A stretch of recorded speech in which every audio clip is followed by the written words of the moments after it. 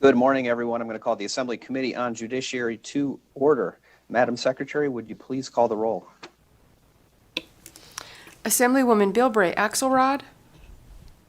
Here. Assemblywoman Cohen. Here. Assemblywoman Gonzalez. Here. Assemblywoman Hanson. Here. Assemblywoman Hardy. Here. Assemblywoman Kasama. Here. Assemblywoman Krasner. Assemblywoman Marzola. Here. Assemblyman Miller. Here. Assemblywoman Nguyen. Here. Assemblyman O'Neill. Assemblyman Orentlicker.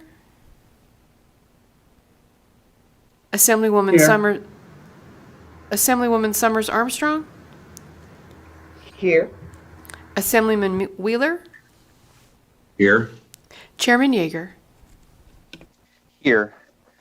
Please mark Assemblywoman Krasner and Assemblyman O'Neill absent excused for the time being. I believe they're over in Government Affairs, taking care of some business over there, and I'll try to note for the record when they arrive. Everybody else is here. That means we do have a quorum this morning. Good morning to members, to guests joining us on the Zoom, and to those who may be watching on the internet or the legislature's YouTube channel. Welcome to day 67 of the 81st session of the Nevada Legislature. Before we get started on our agenda, just a few quick housekeeping matters. For guests joining us on the Zoom today, please mute yourself if you're not speaking. That'll help with the audio feedback. And if you're presenting a bill or answering questions, please remember to state your name each time before you speak. That'll help our committee secretaries prepare accurate minutes. I know it's an awkward thing to do, so I will try to remind you if you forget to do that. We do expect courtesy and respect in our interactions with one another.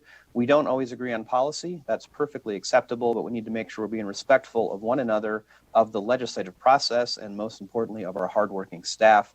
Finally, many members will be using multiple devices to access this virtual meeting, so please don't see it as a sign of disrespect or inattention if members appear to be looking away at various points throughout the meeting.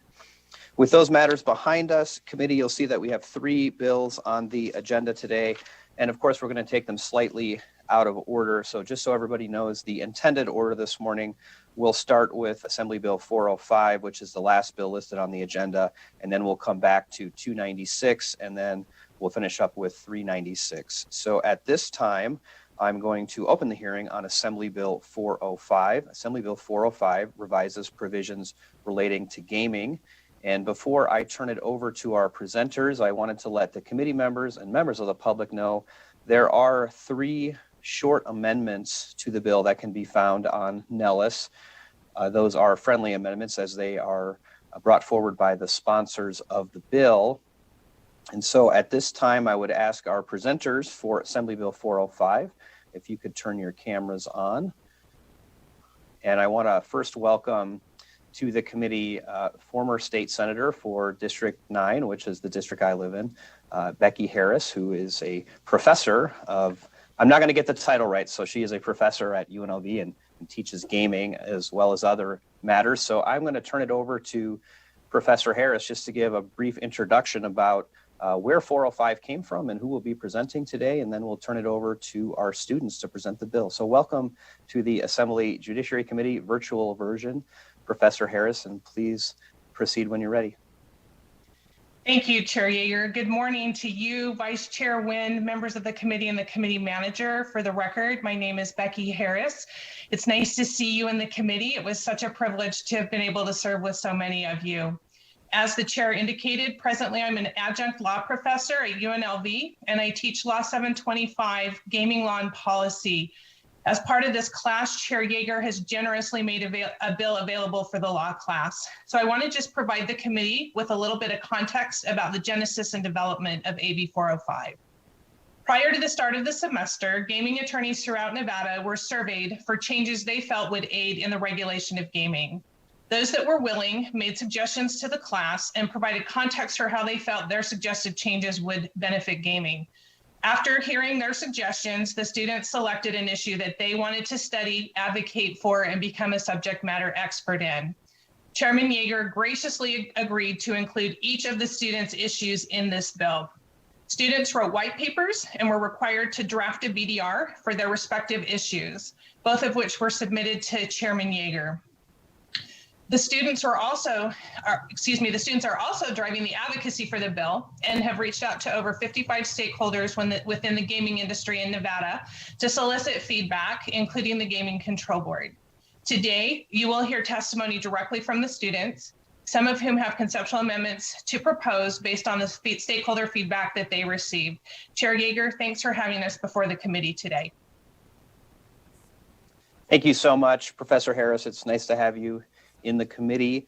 And I think at this time, what we'll do is we'll allow the students to introduce their portions of the bill. And thankfully, committee, as you can see, it's not a terribly long bill, although it might be topic areas that you're not really familiar with. So we'll have the students present, and then I'm sure we'll have some questions. So I think it probably makes sense to go in order of the bill, if that makes sense for everybody else. And if that's the case, I think, if I'm not mistaken, I believe we have Mr. McCorkle for section 1 of the bill. So Mr. McCorkle, good to see you again. It's been a long time since I've seen you, and nice to have you here virtually in the committee. And when you're ready, please go ahead with the presentation of section 1. Yes, for the record, my name is Matthew McCorkle. My first name is spelled M-A-T-T-H-E-W. My last name is spelled M-C, capital C-O-R-K-L-E. I'd like to start by thanking Chair Yeager, Vice Chair Wynn, the committee manager, and the members of the Assembly Judiciary Committee for this opportunity to testify regarding our class bill, Assembly Bill number 405. As Professor Harris alluded to, Assembly Bill number 405 is comprised of 5 main sections. Each one of those sections was conceptually brought about by 5 distinct members of our class at UNLV's Boyd School of Law. So each member of the class is going to testify about their individual section and the proposed legislation. Since I proposed section 1, I'll start there. Section 1 pertains to the use of digital and electronic signatures in the gaming industry. The use of digital and electronic signatures is authorized in Nevada via Nevada Revised Statutes, Chapters 719 and 720. However, the use and acceptance of electronic signatures in the gaming industry is one of silence rather than express permission. The intent behind Section 1 is to create a legislative declaration which authorizes the use of electronic signatures in the gaming industry, which would harmonize it with their use in other forms of commerce. This proposed legislation is timely given the past year with the pandemic and the shift in work environments from in-person in offices to working from home. Gaming attorneys, licensees, and regulators have all been forced to work remotely at some point over the past year. To accommodate these changes, attorneys, licensees, and regulators have been forced to use electronic means to send messages, applications, records, documents, and other materials to one another. In an effort to make sure the transmission of these messages, records, documents, etc., are compliant with the gaming laws, which are codified in Nevada Revised Statutes, Chapter 463, I am proposing Section 1 of Assembly Bill number 405 be enacted so that there is not any silence or confusion regarding the use and validity of electronic signatures in the gaming industry. Finally, some of my fellow classmates and I have conceptual amendments, which you had alluded to, Chair Yeager. Would you like me to present my conceptual amendment to Section 1 at this time, or would you prefer that I wait until all my fellow classmates have presented their sections first? Thank you for asking, Mr. McCorkle. If you could go ahead and present that conceptual amendment, I think what we'll do is let each student get through their particular section and any amendments, and then we'll have questions. So please go ahead and proceed that way at this time. Again, this is Matthew McCorkle. My conceptual amendment to Section 1 involves 2 changes. The first, I would propose the elimination of the word digital from Section 1. NRS 720.060 defines digital signature as a type of electronic signature.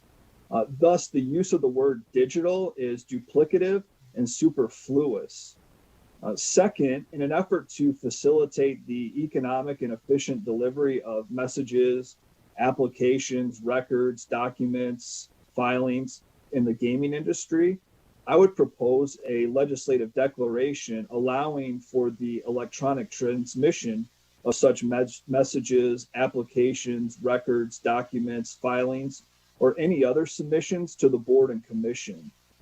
As with the electronic signatures, the use and acceptance of electronic transmissions for submitting materials to the board and commission is one of silence rather than express permission. Such a legislative declaration authorizing this type of conduct would help to clear up any sort of ambiguity. Thank you for your time, Chair Yeager. Thank you for your presentation, Mr. McCorkle. And let me get back into my gallery view here just for a moment. Is Mr. Hartline, are you here for the next section? Yes, sir. Okay, great, fantastic. I thought so. So welcome to the Assembly Judiciary Committee, and please go ahead. Thank you. Good morning, Chair Yeager, Vice Chair Wynn, Committee Manager, and committee members. My name is George Hartline, spelled Georghartline. I'm an attorney in Alabama and a UNLV gaming law student. And Nevada is where we are, because I had to make sure I say that correctly. But Section 2 has to do with a really complicated topic. I didn't understand it at all when I first started this, and it's taken me up until about yesterday to finally wrap my head around it. So I want to break it down to you. Essentially, publicly traded gaming companies in Nevada, which make up about 76% of the gaming industry, have to every 3 years file a prospectus on selling their securities with the Gaming Commission, and it's under Regulation 16.115. So this section proposed to add would be to extend the time frame for that prospectus to be good from 3 years to 5 years. And what it really does is it helps publicly traded companies avoid having to come before the commission and do a lot of paperwork every 3 years, and instead they get an extra 2 years. The reason why that's important is because they need to have the ability to capitalize on the market's conditions. And if they have to apply, the more they have to do paperwork and apply and get hearings and things like that, the less likely they are to be able to capitalize on the market situation. So, for example, if the conditions are right and they decide they want to sell their stock or their bonds, if they don't have an active shelf approval, then they can't do it. And then they may have to apply and do a lot of legwork. And then by the time they get done, they've missed the opportunity. And I'm not going to spend a lot of time on this because you're probably going to have more questions than anything else. But essentially, that's the long and short of it. And we do have a proposed conceptual amendment to delete this section. Thank you so much, Mr. Hartline. I appreciate that presentation. And thank you for making efforts to pronounce the name of the state right. That's something that's very important to us, and particularly to Assemblyman Wheeler, who often likes to call out presenters who mispronounce the name. So we appreciate that effort. I think next we have Ms. Adler, who is going to go over Section 3. Welcome to the committee, Ms. Adler, and please proceed. Thank you. Good morning, Chair Yeager. Good morning, Vice Chair Wynn, members of the committee and committee manager. For the record, my name is Erica Adler. I will be speaking on Section 3 regarding the Foreign Gaming Statute. The Foreign Gaming Statute was enacted in 1977 in response to New Jersey legalizing casinos. The statute at that time required Nevada casinos to first get the Gaming Commission's approval to operate gaming outside of Nevada. In 1993, this requirement of first having approval was removed by the legislature in the statute. This was done because gaming companies were held back from expanding into new jurisdictions because of the lengthy foreign gaming approval process. Gaming is much more expansive today than it was in 1993, but those reporting requirements have remained unchanged. The way foreign gaming reporting requirements work today is that a gaming licensees have to report both quarterly and annually on certain aspects of their operations outside Nevada. The annual reports are regulatory reports generally describing compliance with regulation, while the quarterly reports ask for more specific things like changes in ownership, changes in officers and key employees, as well as complaints, disputes, and arrests related to gaming in the foreign jurisdiction. My proposed change, and within my conceptual amendment, is to move some quarterly reporting requirements from quarterly to annual requirements. The key reason for doing this is because the way Nevada gaming manufacturers do business today is they enter into agreements with hundreds of jurisdictions on receiving a portion of revenue for renting gaming machines. These agreements have to be reported to the board as part of their quarterly report. This includes reporting on a machine's location name, street address, city, state, and install and removal date of each machine. As manufacturers grow, this report has grown as well. The larger manufacturers report on hundreds of jurisdictions where they have this type of agreement.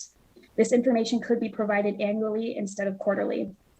Another part of the quarterly reports includes gaming licensees reporting on complaints, disputes, and arrests relating to their gaming operations outside Nevada. And these specific reporting requirement items will remain the same with my proposed amendments or changes to this statute. The board and commission would still receive these reports quarterly. Overall, the effect of this statutory change is a reduction in the frequency of some reporting requirements that the board receives and that a licensee submits to the board regarding its operations and jurisdictions outside of Nevada. The time period for these specific requirements is reduced, but the information required would remain the same. Thank you. Thank you so much, Ms. Adler. I think going over to section 4, then we have Mr. Scully with us. Mr. Scully, welcome, and please proceed. For the record, my name is Michael Scully, last name spelled S-C-U-L-L-Y. Good morning, Chair Yeager. Good to see you again. Vice Chair Wynn, members of the committee, and committee manager. Section 4 of our bill expands the definition of who can engage in global risk management. I have to admit, when I first started working on this bill, I had no idea what that means. So I will try to explain it for all of you. Global risk management, generally speaking, means setting of lines on sports bets across multiple jurisdictions, balancing those bets, and collecting information on who is wagering and how much they're wagering. So as the statute is currently written, it only allows for Nevada licensed sports books to engage in global risk management. The proposed change to the statute would modify this language to allow affiliates of licensed sports books to engage in global risk management as well. Affiliates is already a defined term under the statute. Basically, this would cover parent companies, sister companies, and subsidiaries. The purpose of this change is to allow for ease of communication between sportsbook operators acting in multiple states and to encourage the expansion of book operators into the Nevada market. As you know, recent changes in sports betting laws have opened it up to many other jurisdictions. With the current statute, if a multi-jurisdictional sportsbook operator wanted to begin operation in Nevada, they would be forced to either choose to move their global risk management group to Nevada or to open up a new global risk management team just for Nevada in addition to their current global risk management group. Obviously, this could lead to communication errors between the departments and other unnecessary headaches. Instead, this change would ease their expansion into the Nevada market by allowing their current global risk management operation, no matter the location, as long as they obtain a license to operate a sports book in Nevada. The reporting requirements under the Gaming Control Board's regulations would remain the same for every global risk management operation, no matter the location. And while the board would not have direct jurisdiction over a global risk management team operating in another state, they would still be able to discipline the actual sportsbook operator, the Nevada licensee, if there's any misconduct by the affiliate. This bill could also bring some of Nevada's current global risk management practitioners into compliance with the law. Anyone in Nevada currently performing global risk management who does not hold a license to operate a sports book is technically in violation of the statute in its current form. So by adding the language "or an affiliate," we can bring operators who are unknowingly breaking the statute into compliance. Thank you. Thank you, Mr. Scully. And finally, for Section 5 of the bill, we have Mr. Britton with us. Sir, if you'd like to unmute yourself and please proceed. Hello, my name is Tanner Britton, spelled Britton. And I'm here to present the AB 405 Section 5, which is in regards to the criminalization of match fixing.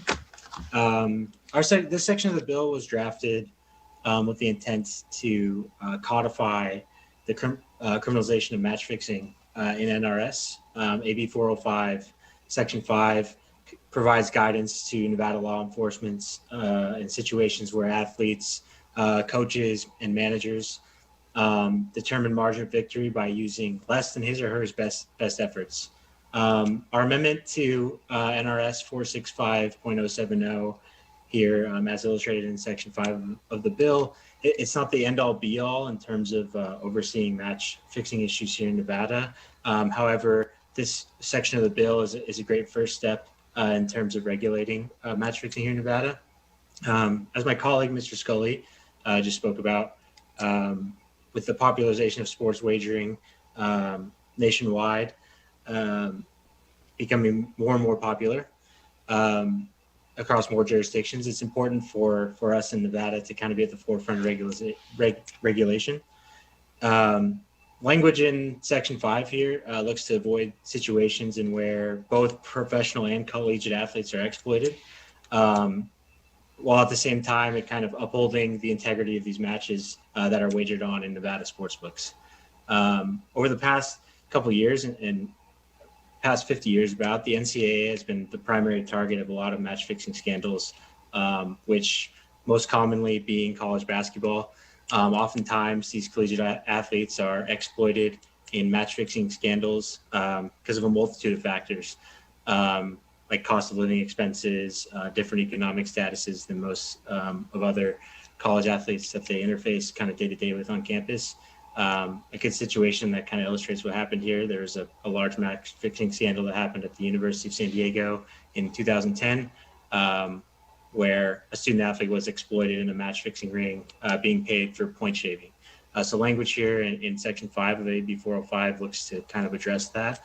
And with the language in that section being quote unquote best efforts, the language of that was drafted in accordance with contract principles of the term best efforts. The Black's Law Dictionary defines best efforts as an obligation to both parties to make their best attempt to accomplish a goal. This definition is used when there's uncertainty about ability to meet a goal. So like going into a game, a college basketball game, that there's no certainty about who's going to come out and win. And there was a conceptual amendment added to Section 5 of AB 405. Just a minor amendment, just clarifying the term managers. The term managers in that section was meant to mean like a coach. Oftentimes in soccer and baseball, coaches are referred to as managers. So that would be where the term managers comes from in the amendment. And with that, Mr. Britton, I think you might have accidentally muted yourself there at the end. hello? Yes, we can hear you now. Okay, Please- all right, please sorry go about ahead. that. I just, with myself being the last portion of the bill, presenting the last portion, I just wanted to thank you, Chair Yeager, for having us, and we do stand ready for questions from the committee at your discretion. Thank you.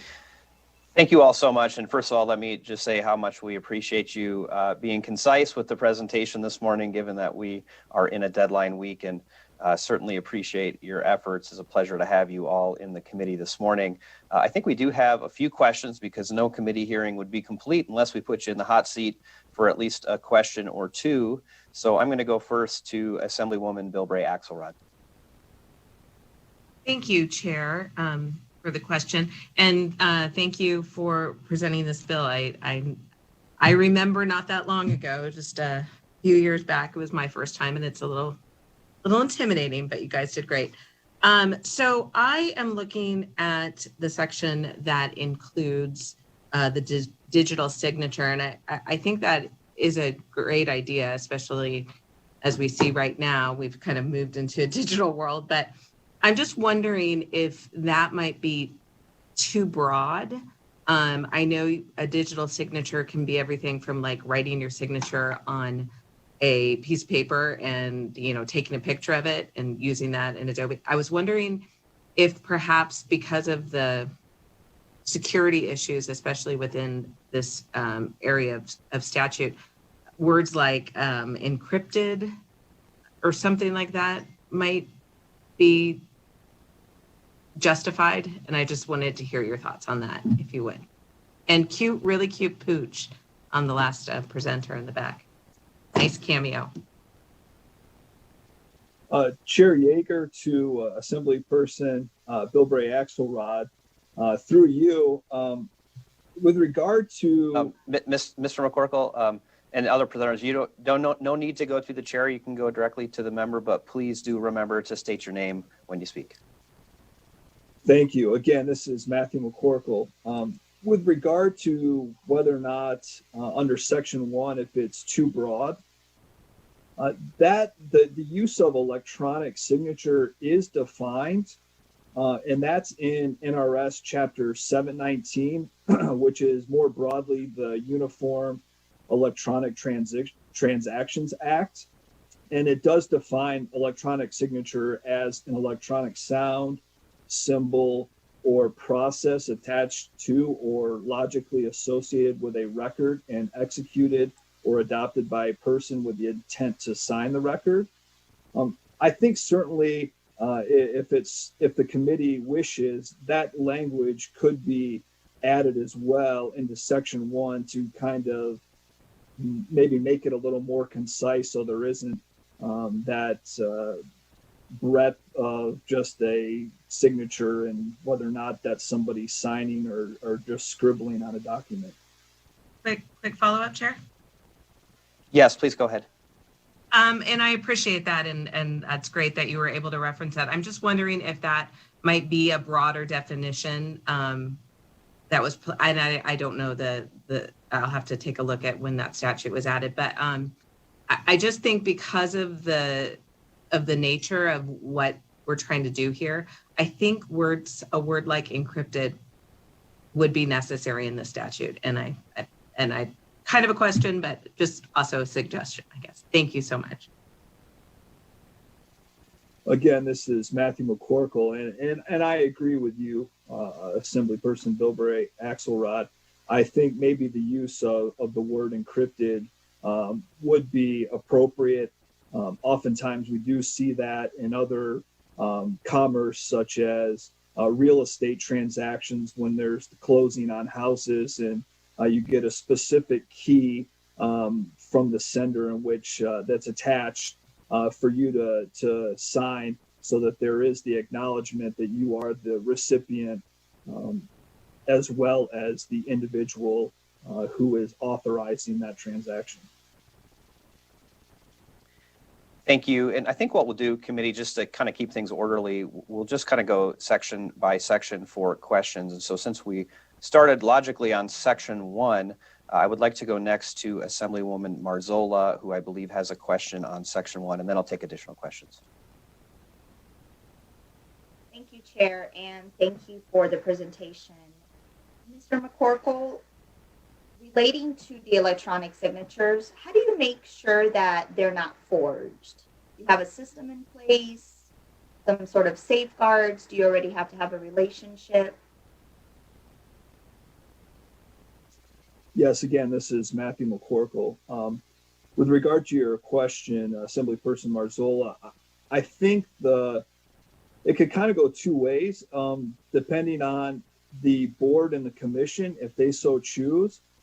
Possibly, since we're relating with them as the regulators in the gaming industry, if they have a preferred method in which they would like to have those types of documents signed and accepted, if they would like to have, say, an encrypted key to minimize the use of fraud or forged documents, that certainly can be. I know there's different,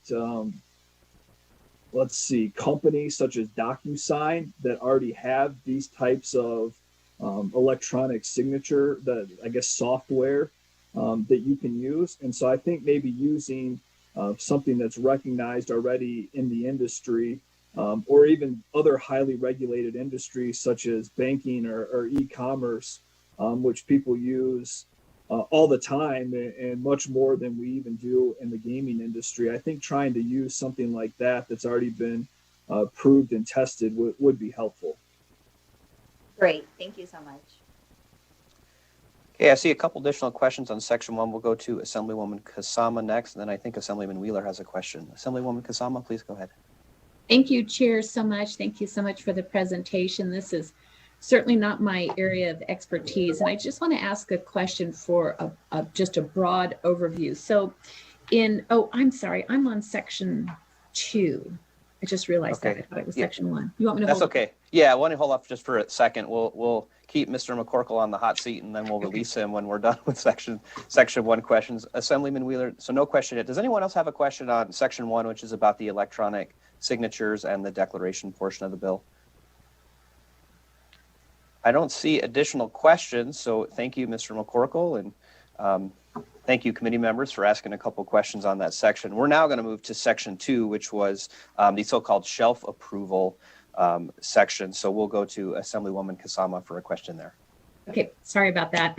My mistake. So back to my question, section 2, broad overview here. So what we want to do, it sounds like, is cut back on administrative. So they have to have, the gaming companies and affiliates have to have these updates every 3 years. We're going to make it 5 years, so it's less administrative burden. I understand that. My question is where it talks about the continuous or delayed public offering of its securities or an affiliated company. Can I get a better clarity of what does that mean? Does that mean the company is selling the treasury stock? Is this just for transfers of stock in general on the stock market? Is this if a new affiliate is formed, an IPO for that? What stock is, which ones are we talking about here, or does it encompass all of those? Well, my understanding is that it encompasses all of them. And I'm Mr. sorry. Yeah, please state your name. Sorry, this is George Hartline. And Assemblyperson Kasama, to answer your question, it does, to my knowledge, encompass all securities that they want to raise money for. So, in other words, and I'll say this too, they have to do this on the federal level with the SEC also. So it's a duplicative process to some extent, and I understand why, but at the same time, it's not like this is the first time that they're going to have to go to the principal's office. So the first time they go to the principal's office is when they file this report prospectus with the SEC. And really to drill down and answer your question a little more specifically, it's what's in the prospectus that's allowed to be approved. So it could be anything as long as they included it in the initial prospectus.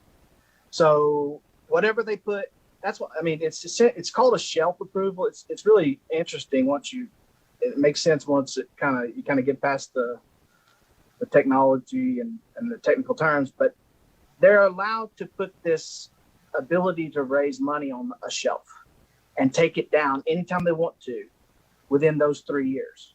And what this would do is allow them to go 5 years. But I hope that answered your question. The answer is whatever they put in their initial prospectus is what they're allowed to do. Yes, that really helps. That's a good overview. Thank you so much. Thank you, Assemblywoman. Any additional questions on section 2 of the bill?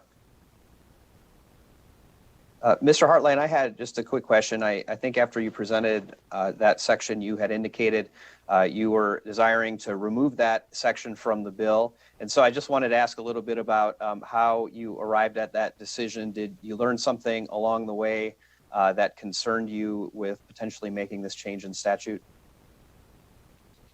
Yes, unfortunately, it would cost $400,000. There's a fiscal note attached, and the reason for that, my understanding, is that there's fees involved every 3 years, and if you didn't have those fees, there would be a deficit. I had an idea about what could be done about that, which would be to increase the fees every 5 years to reflect essentially the same price that they would have paid either way. But I don't think we were able to get it accomplished with the stakeholders and get enough of them on board at this point to make that happen. But I think that theoretically in the future, although this is amended to be deleted to save this bill, I do think that in the future there are companies that have reached out to me, like Luke Orchard at IGT, and said, yeah, I mean, I think the companies might be able to agree to fees, just let us know how much it would be to be increased in order to make up for that deficit, because their time is money. So to have an extra 2 years of not having to do a lot of legwork is very valuable to them. Thank you for that response, Mr. Hartline. Okay, seeing no additional questions on Section 2, let's move to Section 3, which is about the foreign gaming reporting and auditing. Any committee members with questions on Section 3 of the bill as presented in the amendment? Let me ask one, since I don't see anyone raising their hand. Ms. Adler, I guess the question I had was, and again, this was not an area that I was really all that familiar with, so I do want to thank students for broadening at least my education on gaming issues. But my question was, does auditing of foreign gaming operations already happen at the board level, or would this be essentially a new regulatory requirement that is imposed on certain licensees? Erica Adler for the record. Thank you, Chair Yeager. This is a regulatory report that already exists, so this would not be an additional regulatory request. This would just be an extension on 2 items that are already requested, shifting from quarterly to annually. Thank you. Any additional questions on Section 3 of the bill? Let me scroll through here and see if anybody has their hand up. While I'm doing that, I will note for our committee secretary that Assemblyman O'Neill has joined us, so if you could please mark him as present. Okay, I don't see additional questions. Thank you, Ms. Adler. We're going to move to Section 4, which is the global risk management. I think we have a question on that section from Assemblyman Wheeler. Okay, thank you, Mr. Chairman. Yes, we do. I understand the intent and during the presentation what you gave as far as defining an affiliate of such a person. But what I read here, all we're changing is or an affiliate. So what I'm seeing is, can an affiliate, for instance, be just a friend, someone who is working with that particular company? How does it have to be affiliated, and where is that in the bill? This is Michael Scully for the record. Thank you for your question, Assemblyman Wheeler. Affiliate is already a defined term elsewhere in the gaming law statute. It's defined at NRS 463.0133, and the definition of affiliate is a person who directly or indirectly through one or more intermediaries is controlled by, or is under common control with a specified person. The specified person here would be the licensed sportsbook. Okay, thank you. I would assume you would have actually mentioned or attached that, but it would say affiliate as in 463.0133. But I think I get it. Thank you. Thank you, Assemblyman Wheeler. Do we have additional questions on Section 4 of the bill? Let me scroll through and make sure nobody has their hand up. I guess, Mr. Scully, I just had I think it's a quick question. I just wanted to confirm something you said, but I think you'd indicated that, by use of the word affiliate, then we don't really have to necessarily have the entity here doing the global risk management. I just wondered, do you think with that change, we'll see a move where licensees will actually run global risk management operations outside of the state of Nevada? Again, this is Michael Scully. Thank you, Chair Yeager, for the question. In my conversations with people engaged in global risk management currently, the companies who are operating books in Nevada are, for the most part, doing their global risk management exclusively from Nevada at this point.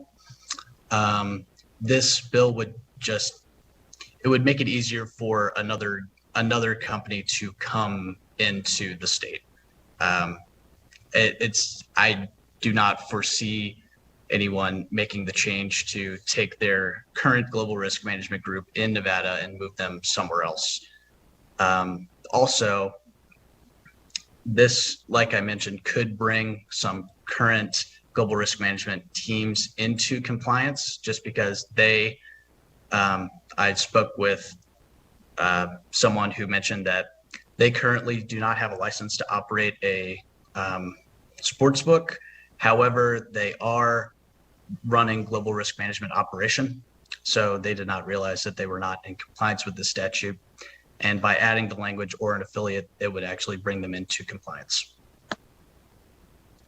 Thank you, Mr. Scully. Appreciate that response.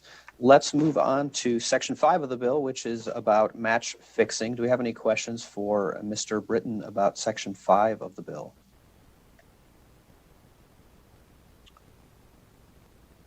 Well, you all know I'm going to have a question if you don't have any. So, Mr. Britton, here was my question. I certainly understand what you're trying to do. I think it makes sense, but how do you think the board, if they were to investigate an allegation that would fit in the new language that you put in the conceptual amendment, how do you think the board would go about proving something like that?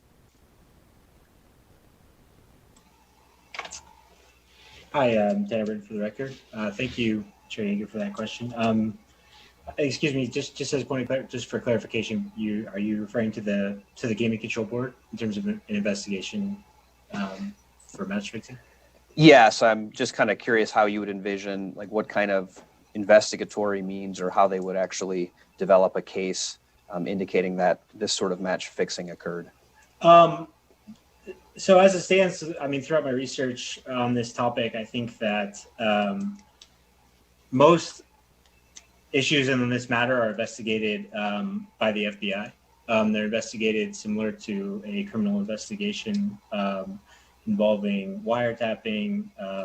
They have access to bank funds, transfer funds. So I would imagine, and excuse me, I'm not exactly sure how the board would go about investigating something like this, but the FBI would conduct a standard criminal investigation just with the offense being match fixing. The intent of 405, Section 5, is to kind of guide what is and what is not match fixing in the NRS. And I hope that better clarifies kind of what you're asking. Thank you. Thank you for that response. Any additional questions on Section 5 of the bill, Assemblyman Wheeler? Thank you, Mr. Chairman. Mr. Britton, your response brought up something there. I just wanted to say I really like the dog sleeping on your bed back there. He's got the right idea. I think we all wish we were that dog right about now, given that we're Thursday of a deadline week. So well done. We've had some really good Zoom backgrounds this week and some of the committees. So I think folks are really stepping up their game, and I, for one, appreciate that. Yeah, Mr. Britton wins today. For sure. Although there are a lot of bills left to be heard today. So you're in first place so far. We'll see how the rest of the day goes. One last call for additional questions on Section 5 of the bill. Okay, I don't see additional questions. So to our presenters today, I'm going to First, thank you for presenting, and I'll ask you to sit tight. What we're going to do now is take some testimony on the bill, and then we'll come back to you all for some brief concluding remarks when we finish that testimony. So at this time, I'm going to open up the hearing for testimony in support of Assembly Bill 405. Do we have anybody on the Zoom other than those who presented who'd like to testify in support of Assembly Bill 405? I don't believe we do, but if I'm incorrect about that, if you could turn your camera on, unmute yourself, and simply let me know that you would like to speak on this bill. I don't see that happening, although when I scrolled through, I did notice that Assemblywoman Krasner has joined us. So, Madam Secretary, could you please mark her as present? And BPS, at this time, could we go to the phone lines to see if there's anybody there who'd like to testify in support of Assembly Bill 405? Yes, Chair. To testify in support of Assembly Bill 405, press star 9 now to take your place in the queue. To testify in support of Assembly Bill 405, press star 9 now.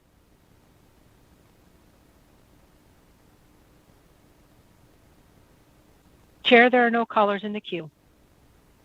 Thank you, BPS. I will close testimony in support. I will now open it up for testimony in opposition to Assembly Bill 405. I don't believe anyone on the Zoom is here in opposition, but again, if I'm incorrect, if you could turn your camera on and let me know you'd like to speak in opposition, please.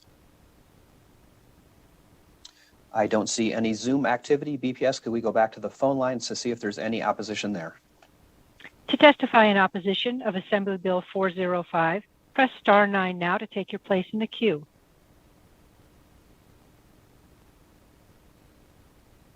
Chair, there are no callers in the queue.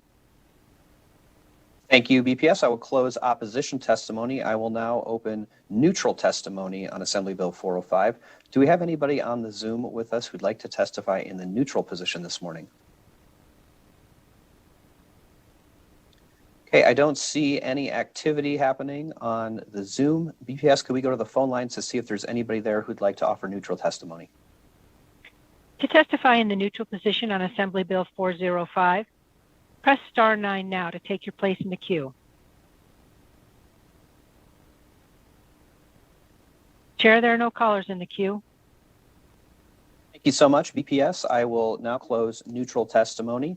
And what I'm going to do now is give our law students, our gaming students, a chance to just make some brief concluding remarks on the sections of the bill. And then if Senator Harris would like, I will allow her to make some concluding remarks at the end. So why don't we start with Mr. McCorkle. Any concluding remarks on Section 1? This is Matthew McCorkle again. No, Chair Yeager, I don't have any concluding remarks regarding Section 1 outside of what was already presented with the conceptual amendment, as well as possibly, dialing in the language to make it a little more concise. I would like to thank you and the other members of the Assembly Judiciary Committee for allowing us this opportunity. It's been quite fun, and it's nice to figure out how laws are made as opposed to studying the law in school once it's already been passed. Thank you, Mr. McCorkle. It was good to see you again as well. We'll go next to Mr. Hartline. Any concluding remarks on Section 2? Thank you, Chair Yeager. This is George Hartline. I will just quickly say, as far as Section 1, originally I worked on that one, and I wanted to tell you that the U.S. government's encryption standard is called Advanced Encryption Standard. And that is the standard used for any governmental organization. So I think if you could just use that one, I think that would be good. As far as Section 2, I don't really have anything else to add there. I'm glad to be here. I really humbled and appreciate the opportunity. Thank you so much, Mr. Hartline. We'll go to Ms. Adler for concluding remarks on Section 3.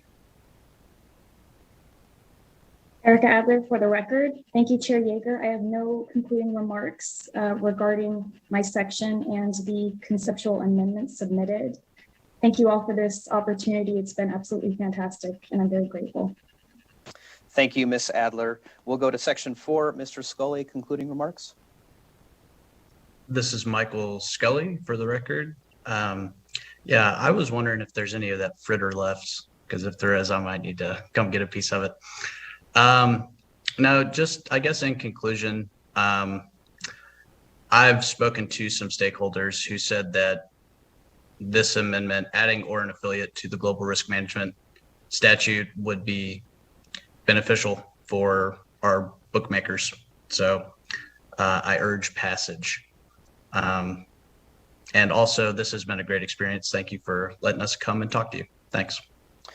Thank you, Mr. Scully. And then section 5, Mr. Britton, any concluding remarks? Thank you, Chair Yeager and Tanner Britton, for the record. No concluding remarks from my end in regards to the amendment to Section 5 or Section 5 itself. I just want to thank you again for having us as a class. I think we all enjoyed this opportunity and all enjoyed being able to sit here and present in front of the Assembly. And I thank you for welcoming my dog over my shoulder too, who seems to be the star of the show, even though he might not know it yet. I'm gonna have to wake him up here in a second after we get off this call. But again, thank you, and thank you to all members of the Assembly. I appreciate it. Thank you, Mr. Britton. You all did a fantastic job this morning, so I want to thank you for a great hearing. Professor Harris, we will give it to you for any concluding remarks on the hearing on Assembly Bill 405. Thank you, Chair Yeager. This is Becky Harris for the record. We are indeed grateful for the generosity of time that you have provided the class, knowing that your deadline for committee passage is tomorrow. I want to reinforce for the committee that we will continue to work with stakeholders and continue our outreach. We will also continue to engage in dialogue with the Gaming Control Board. It is our hope with the deletion of Section 2 that the fiscal note will now be resolved and we can move forward. Hope that the committee will give us consideration and move the bill forward in a work session. Thank you. Thank you so much, Professor Harris. It was good to see you. And again, kudos to the students. A really well done presentation. It was a pleasure to have you in the Assembly Judiciary Committee this morning, and we hope you have a really great rest of the day. So at this time, I'm going to close the hearing on Assembly Bill 405. Committee, that means we're going to take the first item on the agenda next. So at this time, I'll open the hearing on Assembly Bill 296. Assembly Bill 296 revises provisions relating to crimes. I'll let the committee know, if you haven't already seen that, there is a conceptual amendment on Nellis that is, I believe, friendly proposed on behalf of the sponsor of the bill, who is our own Vice Chair Wynn. And I know she has a couple of other folks who are going to present this bill with her, so we'll give them a chance to do that, and then I'm sure we'll have some questions. Vice Chair Wynn, welcome back once again to the virtual presentation table, and please proceed. Good morning, Chair Yeager and members of the committee. My name is Rochelle Wynn, and I represent Assembly District 10. For those of you that are not familiar, doxing is a form of online harassment that is gaining popularity. Doxing is posting of private or identifying information about an individual, group, or organization with the intent that that information is used against the target for an unlawful purpose. These actions are a severe threat to our community, particularly individuals of protected classes, affecting the ability of already marginalized communities to be safe in both a digital and physical space. Doxing should be codified into Nevada state law so we can protect targets and hold perpetrators accountable for their malicious and reckless actions. Assembly Bill 296 establishes civil penalties for those who engage in unlawful doxing. This bill does not create criminal penalties. If you look at the original text, it did have some language, and in this particular aspect of law, the language really has to be very specific, so it's narrowly tailored to capture the people that are causing the most malicious and reckless actions that invade people's physical and digital space. So if you look at the amendment that was proposed, it is a friendly amendment. We have taken out those criminal penalties, and I did notice that there was a little bit of typos because in section 1 and 10, they still appear to remain in there. So it is my intention that the criminal penalties will be completely removed from this piece of legislation. In this case, there's no question that doxing can be extremely serious and harmful, particularly when the offender intends for the disclosure to result in death, injury, or stalking, and must accordingly be taken seriously under Nevada law. By way of an example only, when Andrew Anglin, publisher of the neo-Nazi website, The Daily Stormer, and one of his organizers of the 2017 white supremacist rally in Charlottesville, posted the name and address of Tanya Gersh, a Jewish real estate agent in Whitefish, Montana. They posted photos of her children, and his purpose was to incite his readers to stalk and terrorize her. And his followers understood all too well, responding with hundreds of threatening calls and anti-Semitic messages. They swatted her family's home. I don't know if you're familiar with swatting, but swatting is when you call the police on an address and say that you are being threatened or you are there, and the police, it puts police officers in danger because they will then get in their cars, lights and sirens, and go into a household because they think there is an imminent threat. And it turns out there's not, and it just puts those police officers in danger and obviously those unsuspecting family members that are in there. This bill would distinguish and would not capture conduct that simply involves identifying people online, where the purpose may be to protect others, track down extremists, or report a public interest story. So this law does not inhibit the ability of the public to photograph or videotape like police violence or police brutality. This does not this does not prohibit people from the FBI from posting pictures of those that were involved in the January 6th insurrection, to post those pictures of people that murdered those police officers at that scene. This does not prohibit that conduct. Unlawful doxing is different from the work that advocates and researchers, including those at the Anti-Defamation League, are doing to identify extremists and help law enforcement agencies investigate those responsible for crimes. These activists and researchers are not operating with unlawful, malicious, or reckless mental state. The same goes for journalists who break important stories, people who take on powerful institutions and interests by disclosing information, for example, about the source of political donations, and people who report abuses of power or otherwise act as whistleblowers.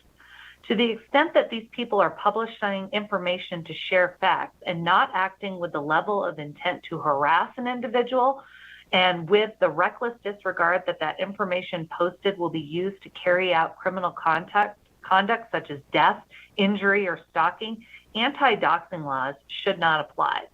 When it comes to online harassment, there's a fine line to walk, and it's important that we do so when, enacting anti-doxing legislation. Again, my goal and my intent for this bill is to protect individuals who are doxed while protecting individuals who identify bad actors, assist with criminal investigations, act as whistleblowers, create art, and publish newsworthy stories. I have several people with me to help walk you through the provisions of the bill as amended, and I'm going to next turn this over with the chair's permission to Beth Holtzman, the Western Civil Rights Counsel from the Anti-Defamation League. Again, she will be here to walk you through the provisions of the bill as amended, and we will be available after for any questions the committee may have. So, Chair, with your permission, if I can turn this over to Ms. Holtzman. Thank you, Vice Chair Wynn. Welcome to the committee, Ms. Holtzman, and please go ahead. Thank you. Good morning. My name is Beth Holtzman, and I am the Western State Civil Rights Counsel for the Anti-Defamation League. And thank you, Chair Yeager, Vice Chair Wynn, and Assembly members for the opportunity to discuss this bill with you. So this bill only applies to conduct in which the individual is intentionally disseminating the personal, private information or sensitive information of another person without that person's consent, as well as with the intent that this would then cause that person to suffer death, bodily injury, stalking, or mental anguish, or with the reckless disregard that it would be likely to cause death, bodily injury, stalking, or mental anguish. Furthermore, the dissemination of the personal information must actually cause the person to suffer death, bodily injury, stalking, or mental anguish, or that it be reasonably likely that they would or be in fear of that happening. Additionally, we've provided several exceptions in the bill of when conduct is not unlawful doxing. For example, it is not doxing if personal information is released for the purpose of reporting conduct reasonably believed to be unlawful, reporting conduct that constitutes a crime to law enforcement, the publishing, disseminating, reporting of conduct by an elected public official, a law enforcement officer, or agency that is reasonably believed to be unlawful or otherwise an abuse of authority. It is not unlawful doxing if personal information is disseminated for the purpose of investigating or prosecuting a violation, as well as engaging in lawful constitutionally protected activity, such as pertains to speech, press, assembly, and petition. Additionally, we added language to note that nothing in this section should prevent construed to conflict with Section 1983 of the Civil Rights Act, as well as providing language from anti-SLAPP statutes to prevent those from being utilized. As well as, just to reiterate, there is no criminal penalties. We have removed those. This is only a civil statute.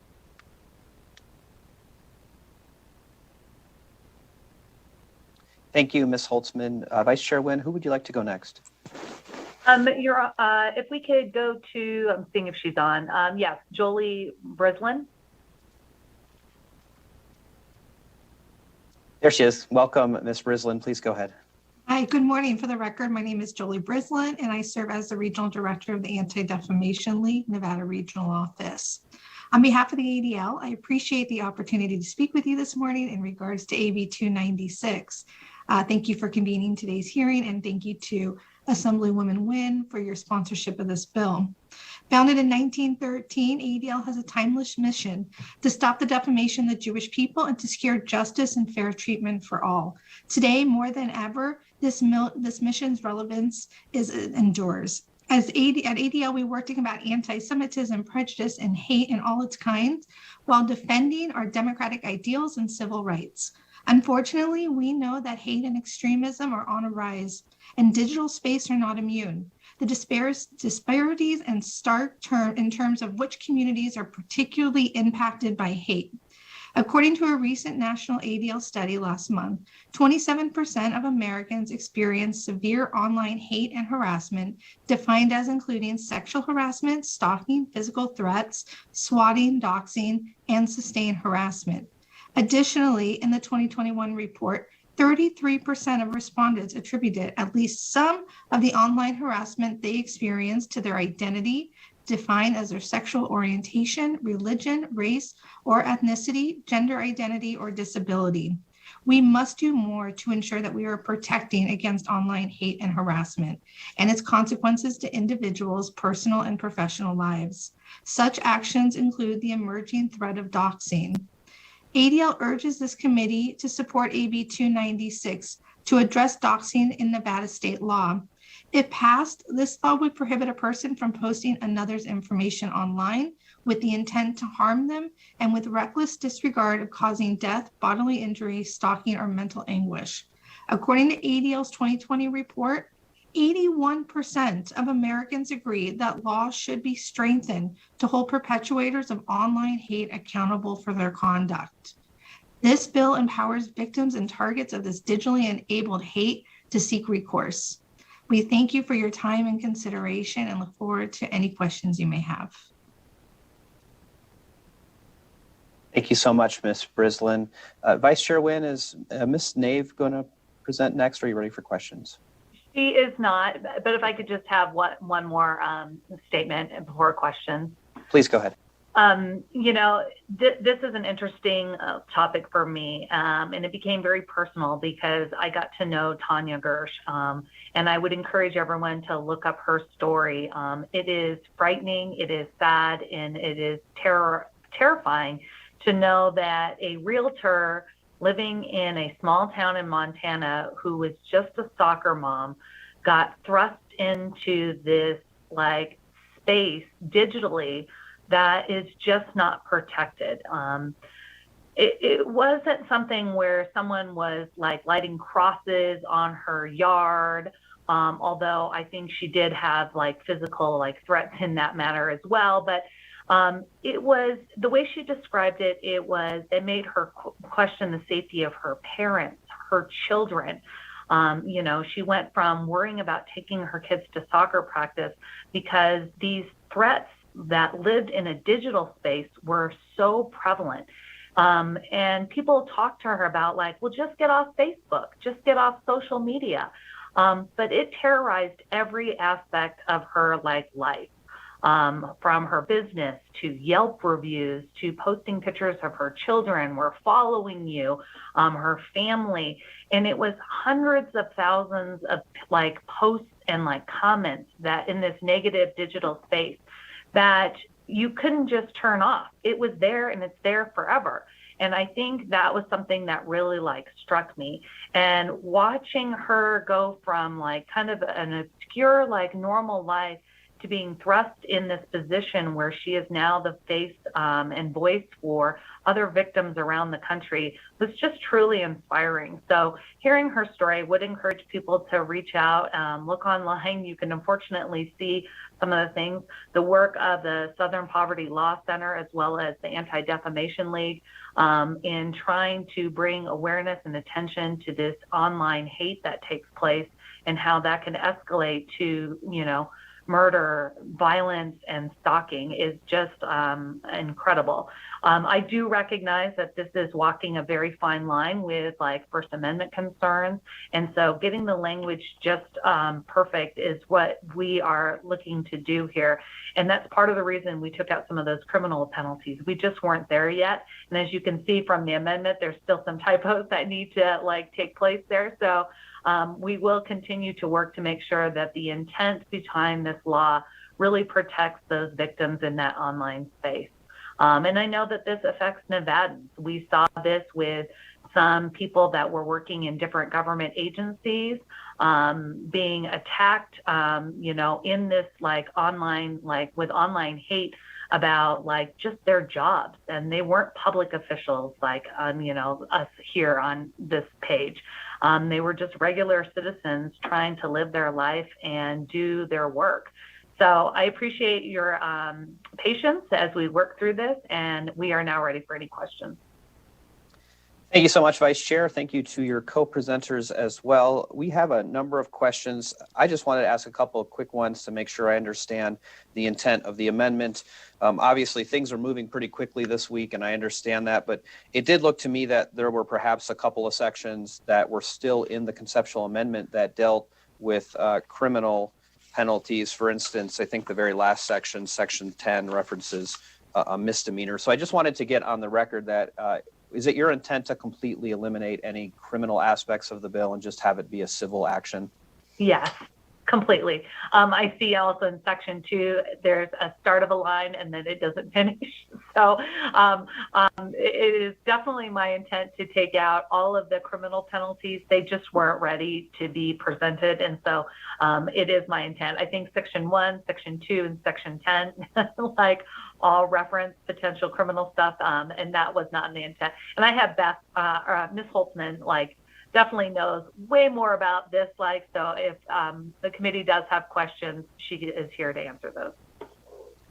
Thank you, Vice Chair Wynn. And then, you know, my other question that I have, I'll just ask it while I have you here, and it is on page 3 of the conceptual amendment. And I would say if you're looking at the line numbers over on the left-hand side, it would be lines 64 to 67. And so these are exceptions, basically, where, you know, this bill would not apply. And subsection B, which I think will become subsection A when the amendment is prepared, it talks about reporting conduct that is reasonably believed to be unlawful. And then the very next section talks about conduct believed to constitute a crime. And so I just wondered if there was something that was envisioned that would be unlawful but not a crime, that drove the need to have these two separate sections listed in that way. I will go ahead and turn this over to Ms. Holtzman, but I have a feeling that I just recently asked them to remove the criminal penalties. And so I think there was just some wordsmithing where some of that did not get out in other sections. But Ms. Holtzman, if you can go ahead and answer that. Sure. This is Beth Holtzman speaking again. And I'd say that these two sections, we definitely could revise it to eliminate one, but I believe the intent was to try to encompass actions that it didn't need to be as formal as reporting something to a law enforcement agency. And if someone was sharing information that they believed to be unlawful to in other ways, but it wasn't necessarily as formal as filing a police report. We wanted to be more expansive and cover other conduct as well. I think Rochelle Wynn, for the record, I think specifically, like, instead of having to go and file a police report, you know, if you were posting it online, like if you were like, hey, this is, you know, that, I think it was meant to capture other types of social media. Thank you. And just to tie it into something else we heard in this committee, I suppose an example of that could be the bill that we passed that deals with jaywalking, which would be a civil offense. It would still be unlawful, but it would no longer be criminal. So I think those two words do work well in tandem. And, you know, if and when we process the bill, we'll leave it up to Mr. Wilkinson about whether those two sections could be condensed. So thank you in advance, Mr. Wilkinson. I know you have some work ahead of you on all these amendments. We have a couple more questions so far. I'm going to go next to Assemblyman Wheeler and then Assemblywoman Hanson. Please go ahead, Assemblyman Wheeler. Hey, thank you, Mr. Chairman, and Madam Vice Chair, thank you for bringing this bill forward. I really like the intent of this bill. And it's personal to me because I actually had BLM and Antifa publish my address online, and thank God for the Douglas County Sheriffs and our legislative police here. Nothing happened with my grandkids in the house that weekend. So, you know, I get it. Let's put it that way. But the question I have for you is, there's a lot of this information that's put out there that is already publicly available. So how does a judge decide whether that constitutes doxing or not when that information is already available? Thank you, Rochelle Wynn, for the record. And I think I will turn this over to Ms. Holtzman. I know she's very familiar with the intricacies of how these doxing legislation is intended to work. Thank you. This is Beth Holtzman speaking. And so where it's distinguished is even if the information is already publicly available, it's the way it's being disseminated. For example, in the Tanya Gersh example, although her email and address may be available online through her realtor website, hypothetically, it was the fact that Andrew Anglin was sharing that information with his followers with the intent and instruction to them to then go stalk and terrorize her. And so even if information is publicly available online, it's being shared in a way with the intent that it would then cause that person harm, in specifically death, bodily injury, stalking, or mental anguish. And so that's where it's distinguished from just information being shared with no additional content and no additional intent to then cause that harm, if that makes sense. I think it does. Thank you. That would have applied in my case as well. I appreciate that. Thank you, Assemblyman Wheeler. I'll go next to Assemblywoman Hanson. Thank you, Chairman Yeager, and thank you, Vice Chair, for bringing this bill. I really like the intent and hope we can get through all the nuances to get to a place where, you know, we can tie it in nice and tight that we need to in legislative language. I have a question. It's really about existing language, tying it in with doxing in your bill. So in Section 1 and in Section 10, specifically in Section 1 on line 13 and 14, where we talk in existing language that we talk the definitions because of the actual or perceived race, color, religion, national origin, physical or mental disability, sexual orientation, or gender identity or expression of the victim. I'm curious if we could enlarge the existing statutes through this bill to include political affiliation. I think in the last year in particular, we saw, and I know with officials, we're public officials, but a lot of times, you know, our family members didn't sign up for this. Our addresses, a lot of times elected officials keep their personal addresses private. and somehow people get a hold of them. We saw on a national level where, you know, home address of a United States senator was shared, and people showed up on the doorstep, and he wasn't home, but the mother of a newborn baby, his wife, was there, and was very threatened. And that information was shared. So I'm just curious: is there room? There are people who got involved in political activities that weren't elected officials that suffered from doxing as well. So is there room for us to consider adding political affiliation to protect and encourage people to be involved, but not be subject to some of the things we worry about that are so unfortunate and are despicable that we've seen, and that this legislation is trying to, you know, protect? Thank you for your question, Assemblywoman Hanson. Rochelle Wynn for the record. I will turn this over to Ms. Holtzman, but it is not my intention to actually include political figures in this piece of legislation as a protected class. I think we are public officials. Our addresses are a part of public record because they establish our residency within our respective districts.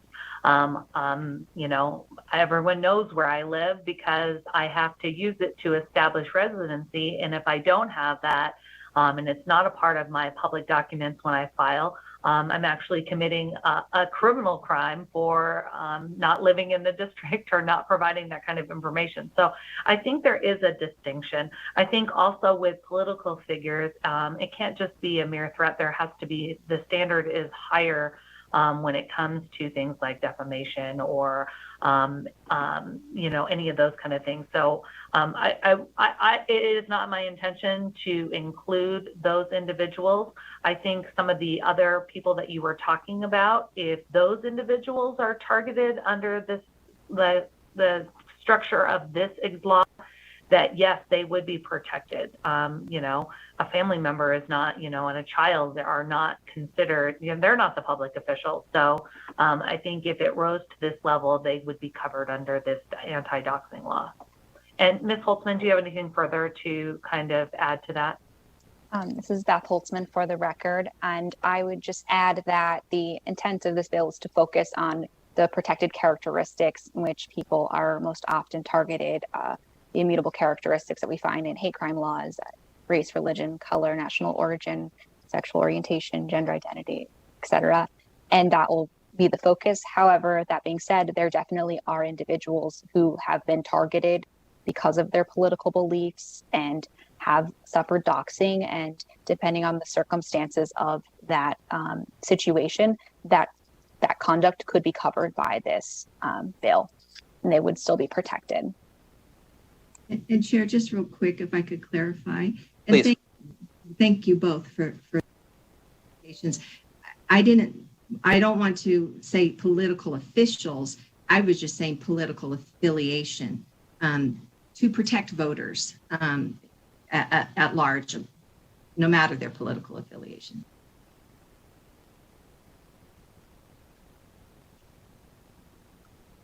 Chair, any other questions? Sorry, thank you, Vice Chair. I was distracted there for a moment. I see a question from Assemblywoman Kasama. Thank you so much, Chair and Vice Chair. I think this is a great bill. I just have a question when we're using the word disseminates, and I know I kept hearing people say online. I don't see the word online in here. I just see disseminates. So I just want to make sure that that covers online. Would that also cover, let's say if somebody put a bunch of posters up on telephone poles going down a street, it would cover all types of, not just online? I'll let Ms. Holtzman answer that question. Beth Holtzman for the record. Yes, the intent would be to cover any sort of posting, publishing of that information, although it often happens online. And if it's helpful, we could provide a definition of disseminate into the bill. Maybe just a consideration because I know we keep saying online and I don't see it, maybe just to help for clarification, just something to consider. Thank you. Thank you, Assemblywoman Kasama. Do we have additional questions from committee members? think I have everyone on one screen finally. I don't see any additional questions at the moment. Let me check my messages here just to be sure. Let me just ask this one. I don't want to belabor the point, but the new section that's being added in section 7.5, which is commonly referred to as anti-SLAPP, which is a little bit of a complicated area of law. I think that was put in our statute back in 2013. And I just wondered if somebody, for the edification of the committee and for myself, could do a very high-level overview of what section 7.5 is intended to do and how these anti-SLAPP lawsuits work in actual real life in the courtroom. If somebody could try to address that just for the legislative record, please. And again, I will turn this back over to Ms. Holtzman. Beth Holtzman for the record. So the intent was to, there were concerns about individuals who would be sharing information and trying to, about either elected public officials or perhaps law enforcement that they believe are engaging in misconduct. And there was fear that those individuals would then come back and sue the person who had shared that information. And so this was to add a level of protection to prevent those lawsuits from occurring, and using the anti-SLAPP language as protection, as well as I believe the language includes attorney's fees. And so that's something that an individual could gain from this. Thank you. And I will note, I believe that anti-SLAPP bill was from former Senator Justin Jones when he was here in the 2013 session, I believe it was. And so I guess my other question, and perhaps this is one that I can work out with legal, but I'm just wondering if section 7.5 is needed in the law. And if anyone has, an opinion on would the existing anti-SLAPP law that already is in statute, would that already cover lawsuits like this? Or so if someone could try to address that, and I would have liked to have asked that question yesterday, so I apologize. I didn't give you a heads up that I was thinking about that, but I'm just wondering if we need that language or if it might already be covered by existing anti-SLAPP law. Rochelle Wynn for the record. I believe Alyssa Nadeworth is raised her hand, and I think she can answer some of the intent and why that was included. Go ahead. Chair Yeager, to you, through you. For the record, we added this language with the intention of protecting those that are sued in bad faith under this section. As you know, a lot of language is being added very quickly. And so we wanted to ensure that with regard to this particular new form of liability, that was included, but it might not be necessary if there's redundancy within the system. And we can certainly follow up with you on that, as that we are going to work on negotiating and cleaning up a better amendment right after this hearing, and we'll recirculate that with the committee. Thank you. I appreciate that. And I'll work with legal as well. I think the intent's pretty clear in terms of what you want to do. I just don't know if we need a new section or if we can just incorporate it, but we'll hopefully get that ironed out in the next 24 hours or so, and appreciate your willingness to keep working on it. And Rochelle Wynn for the record, also Chair Yeager. I believe that we have some people calling in either in support, opposition, or neutral, but they might be able to address it. I believe Ms. Wellborn is kind of familiar with why we wanted to include that section. So Ms. Wellborn, if you are on the line to testify in whatever direction, if you might be able to also touch on that, I think that would be helpful for the committee. Thank you. And I do know we have Ms. Wellborn registered, so she probably will be calling in and hopefully can address that question. Committee members, additional questions? Okay, I don't see additional questions, so I want to thank our presenters. We'll ask you to sit tight for just a couple minutes. We'll take some testimony on the bill, and then we'll have a chance for you to make concluding remarks. At this time, I will open it up for testimony in support of Assembly Bill 296. Is there anybody on the Zoom who hasn't already spoken who'd like to testify in support of Assembly Bill 296? Okay, I don't see any activity on the Zoom. BPS, could we go to the phone lines to see if there's anyone there who'd like to give testimony in support? Yes, we can. To testify in support of Assembly Bill 296, press star 9 now to take your place in the queue. And we will begin with the caller with the last 3 digits of 148. Please slowly state and then spell your name for the record. You will have 2 minutes and may begin. Caller, you should press star 6 to unmute yourself.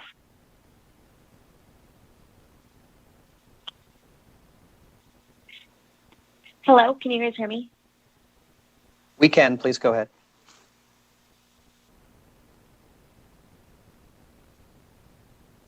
Hello. If you can hear me, please go ahead with your testimony.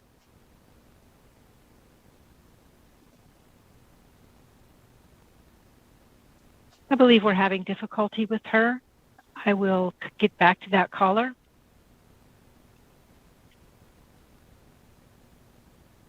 And we will move on.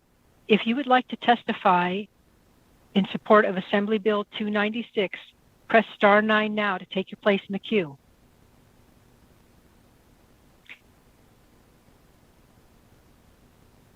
With the caller with the last 3 digits of 656, please slowly state and spell your name for the record. You will have 2 minutes and may begin.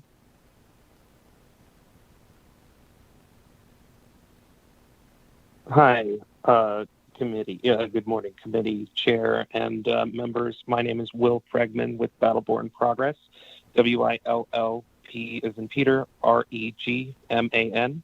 We rise in support of AB 296. As we have become more online and digitized in the past year, doxing has become a serious threat to privacy and safety of individuals. People's lives and livelihoods are threatened by the practice of doxing. As someone who works in the digital space, there's always a fear of how my life could be turned upside down if my personal information were leaked on an unsavory part of the internet. This bill will hold accountable those who intentionally seek to leak personal information to harm people. Thank you to the sponsor, and we encourage your support. Thank you for your testimony, Mr. Pregman. BPS, could we take the next caller in support, please? To testify in support of Assembly Bill 296, press star 9 now to take your place in the queue.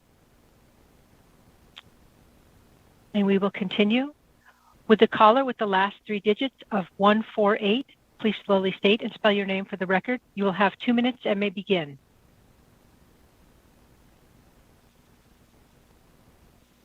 Good afternoon, Chair Yeager and members of the committee. For the record, my name is Allison Rosas, ALLISON ROSAS, and I am a policy intern for the Nevada Coalition to End Domestic and Sexual Violence.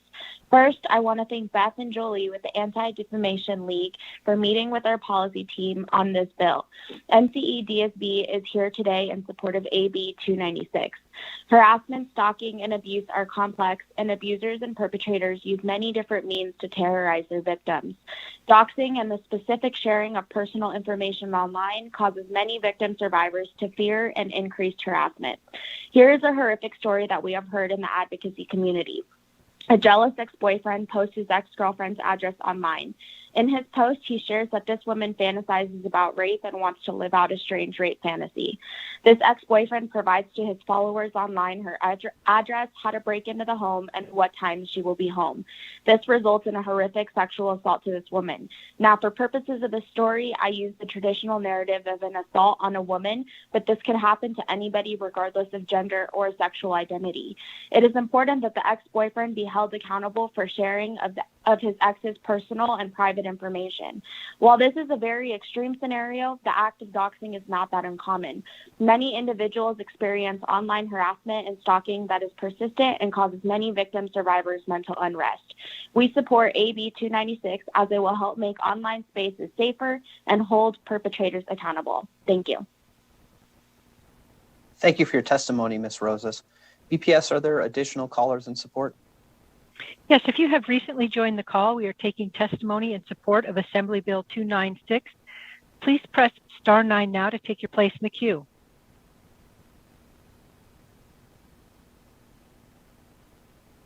Chair, there are no callers in the queue. Thank you, BPS. I'll close testimony in support. I will now open testimony in opposition. I don't think there's anyone on the Zoom in opposition, but give me just a second to make sure that's the case. I don't see activity on the Zoom. BPS, could we go to the phone lines for opposition testimony, please? To testify in opposition of Assembly Bill 296, press star 9 now to take your place in the queue. To testify in opposition of Assembly Bill 296, press star 9 now. Chair, there are no callers in the queue. Thank you, BPS. I will now close opposition testimony. I will open neutral testimony. I don't believe we have anyone on the Zoom in neutral. BPS, do we have anyone on the phone line in neutral? To testify in the neutral position on Assembly Bill 296, press star 9 now to take your place in the queue. All right, and we will go to the caller with the last 3 digits of 695. Please slowly state and spell your name for the record. You will have 2 minutes and may begin. Good morning, Chair Yeager and members of the Assembly Committee on Judiciary. This is Holly Wellborn, HOLLYWELBORN, Policy Director for the ACLU of Nevada. We appreciate Assemblywoman Wen for reaching out to us months ago to discuss this bill and working with us to ensure that we get it to a place that does not punish innocent behavior. We share her and the Anti-Defamation League's commitment to protecting people from racist and bigoted attacks. It was imperative that we ensure that the bill did not capture activities that are protected by the First Amendment and are essential to our ability as citizens to expose and address racism, violence, and corruption in our society and in our government institutions. Posting information online and in other forums is one of the few ways that ordinary people have of holding people in a position of power accountable. So many defining moments in our nation's fight against prejudice and systemic racial injustice have been the result of a bystander picking up a camera, filming a video of an individual engaging in a bigoted or violent behavior, and sharing that video and accompanying identifying information online. Our concerns are diminished by removing the criminal penalties in the bill, but I do want to mention that defending a civil lawsuit is stressful, expensive, and time-consuming. You were discussing Section 7.5, I believe, when we were talking, and correlating that with current anti-SLAPP statutes, that we need some type of protection in the bill that ensures that if courts, for example, there is a case that will be before the Nevada Supreme Court, Williams versus Laser, that seek to diminish the strength of our anti-SLAPP statute. So in order to ensure that we're insulating this and that this law isn't going to be abused, there needs to be something throughout the bill that addresses that when a person posts something that is a matter of public concern, that will not be punished activity. I want to make the record abundantly clear that the statute cannot, under any circumstances, be used by a government official, whether that is a police officer, a legislator, whatever, as a tool to punish innocent behavior and constitutionally protected speech. So I am more than happy to continue working with the sponsor, working with legal to get that language very tight to ensure that the intent of the bill is achieved and that we also protect constitutionally protected speech and activity. Thank you. Thank you for your testimony, Ms. Wellborn. BPS, do we have additional callers in the neutral position? To testify in the neutral position on Assembly Bill 296, press star 9 now. Chair, there are no callers in the queue. Thank you, BPS. I will close neutral testimony. Before I go to concluding remarks, I did just have a question that I neglected to ask, so let me ask that now, and it is simply this. I don't think I ever heard the phrase doxing until maybe about 6 months ago, Vice Chair, and I just wondered if you could shed some light on where that word came from. Rochelle Wynn for the record. The term doxing comes from the expression dropping dox, which is a revenge tactic used by hackers when they drop malicious information on a rival. It has more commonly been incorporated in our lexicon, not just a digital hacking lexicon, as a search for and publishing of private and identifying information. about a particular individual on the internet, typically with malicious intent. So, so it used in a sentence, hackers and online vigilantes routinely dox both public and private figures. So that is the kind of the public and official definition of the word doxing, and it is not something I was familiar with until I heard Tanya Gersh's story and became more familiar with this. And again, I would encourage people to do that. And I just wanted to say I appreciate the team at the Anti-Defamation League. They have been fantastic to work with. I know that eliminating online hate and violence, especially amongst like our vulnerable targeted communities, is something that they work tirelessly on, passionately on, and they know that human life is at stake in a lot of these cases. So I just appreciate all their work. And I saw Ms. Wellborn, she has also been fantastic about making sure that our intent matches the language that is potentially included in any piece of legislation that this body decides to pass. So I do hope that I can count on your support for Assembly Bill 296. Thank you, Vice Chair Wynn. Ms. Holtzman, did you want to make any concluding remarks? This is Beth Holtzman for the record, and no additional remarks. Just thank you again for your consideration. Great, thank you so much. Thank you for the presentation. Committee, what we're going to do with this bill is we're just going to give a little bit of time to get that amendment a little bit more squared away. So we're not going to work session the bill today, but it'll likely be on tomorrow's revised agenda at some point. And you learn something every day. So I had never heard that phrase, dropping docs. I don't encourage anyone to be dropping docs on rivals out there, but I do encourage you to try to use that phrase at some point today to some unsuspecting colleague in the legislature and see what the reaction is. So thank you for the education. Thank you, Vice Chair Wynn, and your presenters for presenting this morning and spending a little bit of time with us in Assembly Judiciary Committee. We hope you all have a great rest of the day. Okay, committee, moving along. If I didn't say it already, I'll say I'll formally close the hearing on Assembly Bill 296. That brings us to the final bill on our agenda this morning, and that is Assembly Bill 396. So I will now open the hearing on Assembly Bill 396. Assembly Bill 396 makes various changes relating to the use of deadly force, and we have our own Assemblywoman Summers Armstrong to present the bill to us here this morning. And after she has a chance to do that, I'm sure we'll have some questions. So welcome to the virtual presentation table, Assemblywoman Summers Armstrong, and please proceed. Good morning, Chair Yeager and members of the Assembly Judiciary Committee. First, I'm going to ask if you can hear me because I'm having some computer problems. I can hear you just fine. Can everyone else hear okay? Okay. I think we're good. Thank you. Thank goodness we have a crack IT team here at the LCD. Again, my name is Chandra Summers Armstrong. I'm the Assemblywoman representing Assembly District 6. In Clark County, Nevada. Today, I present Assembly Bill 396 for your consideration. This legislation makes changes to NRS 200-140 and NRS 171-1455, governing justifiable homicide by police officers when trying to effect an arrest. At this time, I would like to walk you through the proposed changes of the bill. And to my knowledge, there have been no amendments submitted. So we start with Section 1 of the NRS 200-140, and you will see that number 1 is updated and removes the word public and clarifies that this applies to peace officers, or a person acting under the command or in the aid of a peace officer.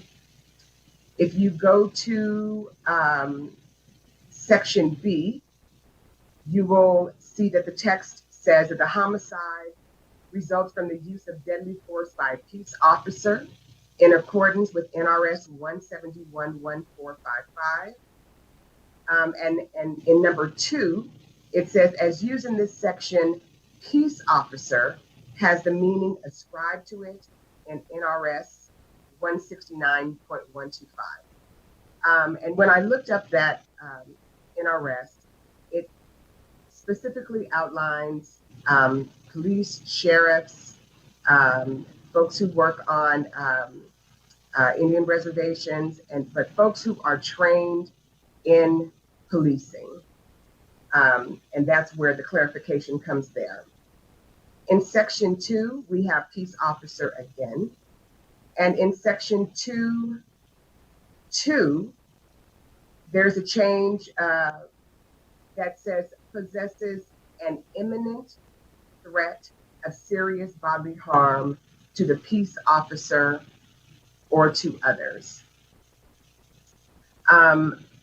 I think that you should pay close attention to the word imminent.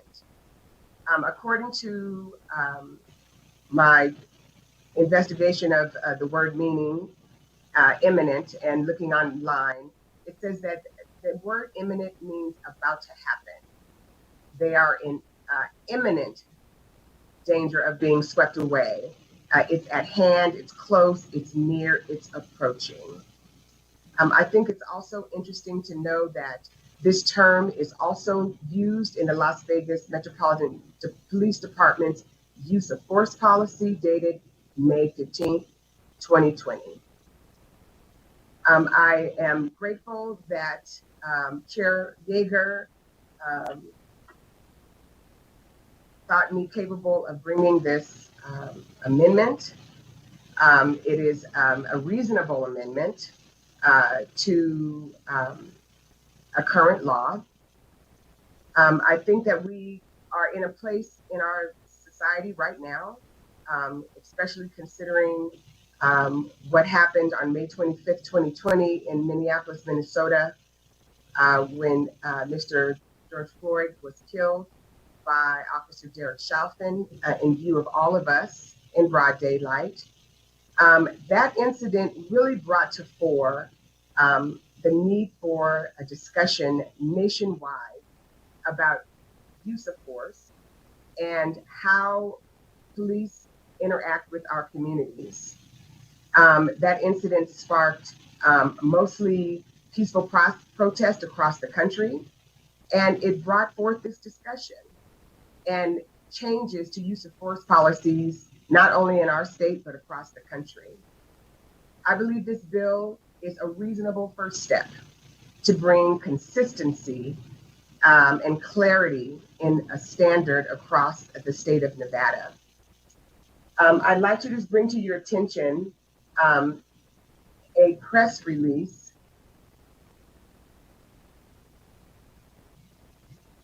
from June of last year from the Metropolitan Police Department, where they spoke about these changes to their use of force policies. Again, the horrible incident in Minnesota happened on the 25th of May of last year, 2020.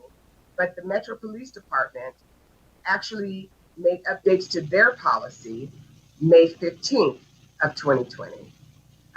Las Vegas Metro Police Department is the largest policing organization in the state of Nevada.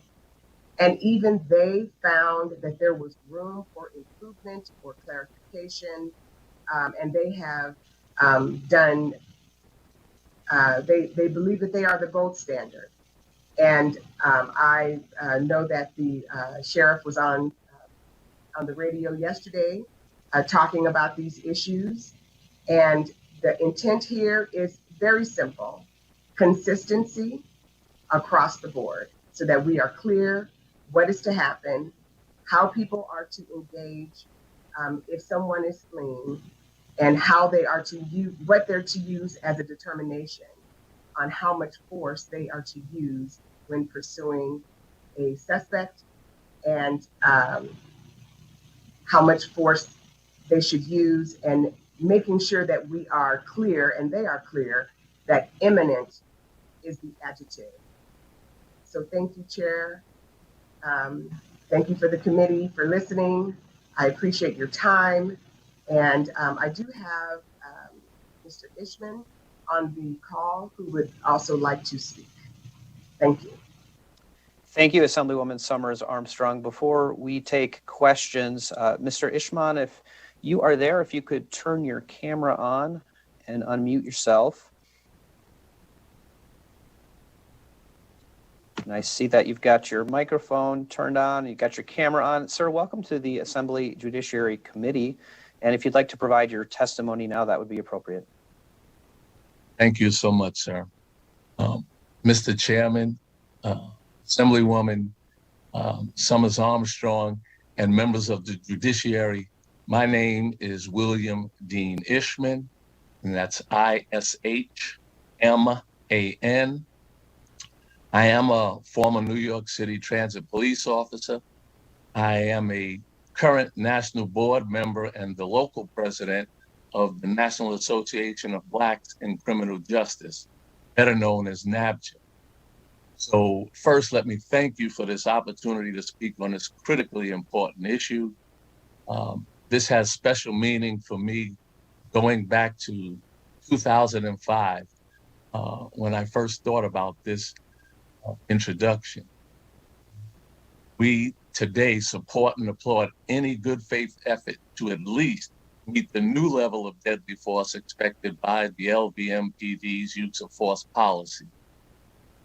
For the benefit of our great state, Nevada, we urge you to pass AB 396, especially now, since more and more progressive states and police departments are also changing their laws. We are long overdue for this change in our laws. And realizing that police policy could easily change with the next sheriff, it makes AB 396 that much more necessary. Justice, unfortunately, is not always swift, but today we can make this change, this life-enhancing change. We also believe that it is necessary to further clarify some things, such as a fleeing suspect versus a fleeing felon, as a part of the overall meaningful criminal justice reform. But today, I speak not only on behalf of NABJA, but for several other community-based organizations, such as the National Association for the Advancement of Colored People, better known as the NAACP Las Vegas chapter, Roxanne McCoy, president. The East Vegas Christian Center, Troy Martinez, pastor. The Fountain of Hope AME Church, Las Vegas, Reverend Gregory Keith McLeod, pastor. The National Coalition of 100 Black Women Incorporated, Las Vegas chapter, Dr. Sandra Mack, president, just to name a few. We strongly urge you to approve the Assembly Bill 396 in an effort to restrict the use of deadly force by peace officers to effect the arrest of persons where no immediate and/or imminent threat of serious bodily harm or death exists for the officer or others. Be advised that this same and similar language is now a part of a majority of states' use of force laws, many introduced as of the horrific events of 2020. And by our addition to AB 396, this law gives some teeth to police policy and affords victims and families of victims a statewide legal redress. Again, we strongly urge the passage of AB 396. Thank you for hearing me at this time. Thank you for your presentation, Assemblywoman Summers Armstrong, and for your testimony, Mr. Ishman. I'm sure we're going to have a couple questions. Assemblywoman, I just wanted to ask you one to make sure that the legislative intent was clear. I think it is, but I think it's always helpful to get it on the record.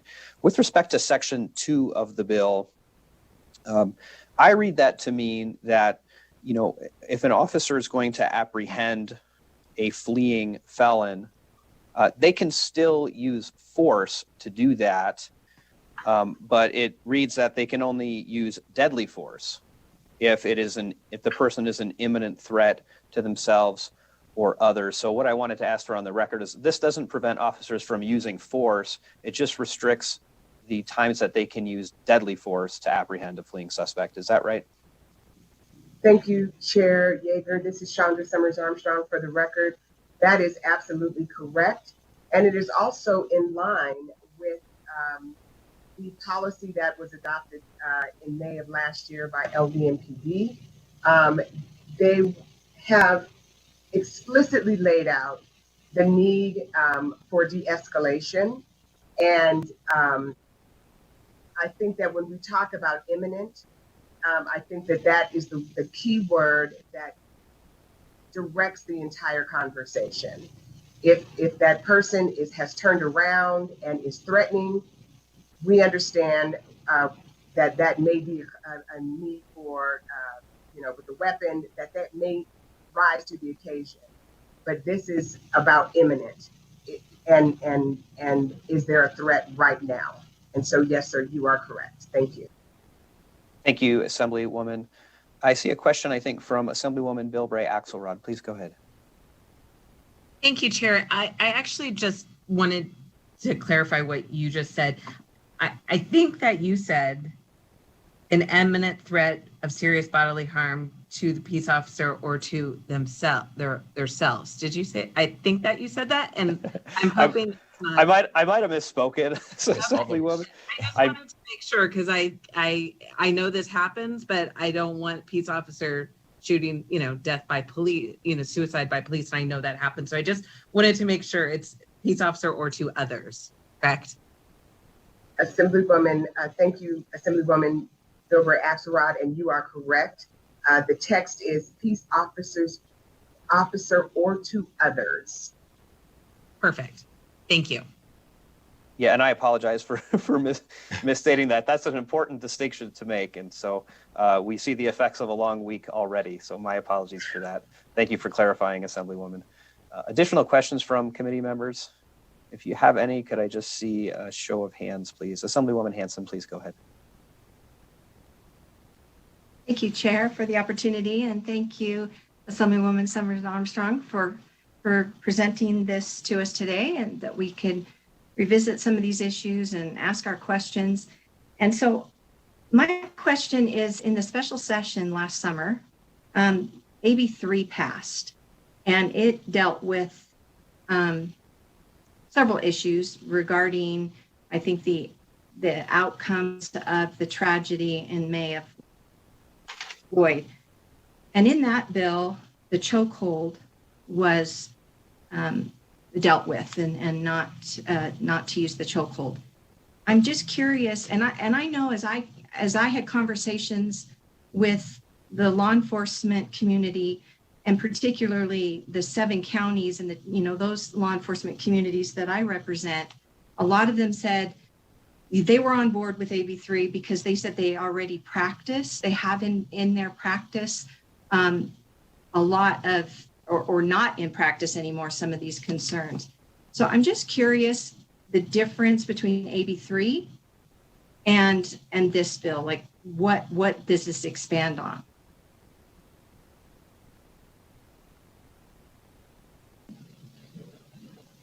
Thank you, Assemblywoman Hanson, for that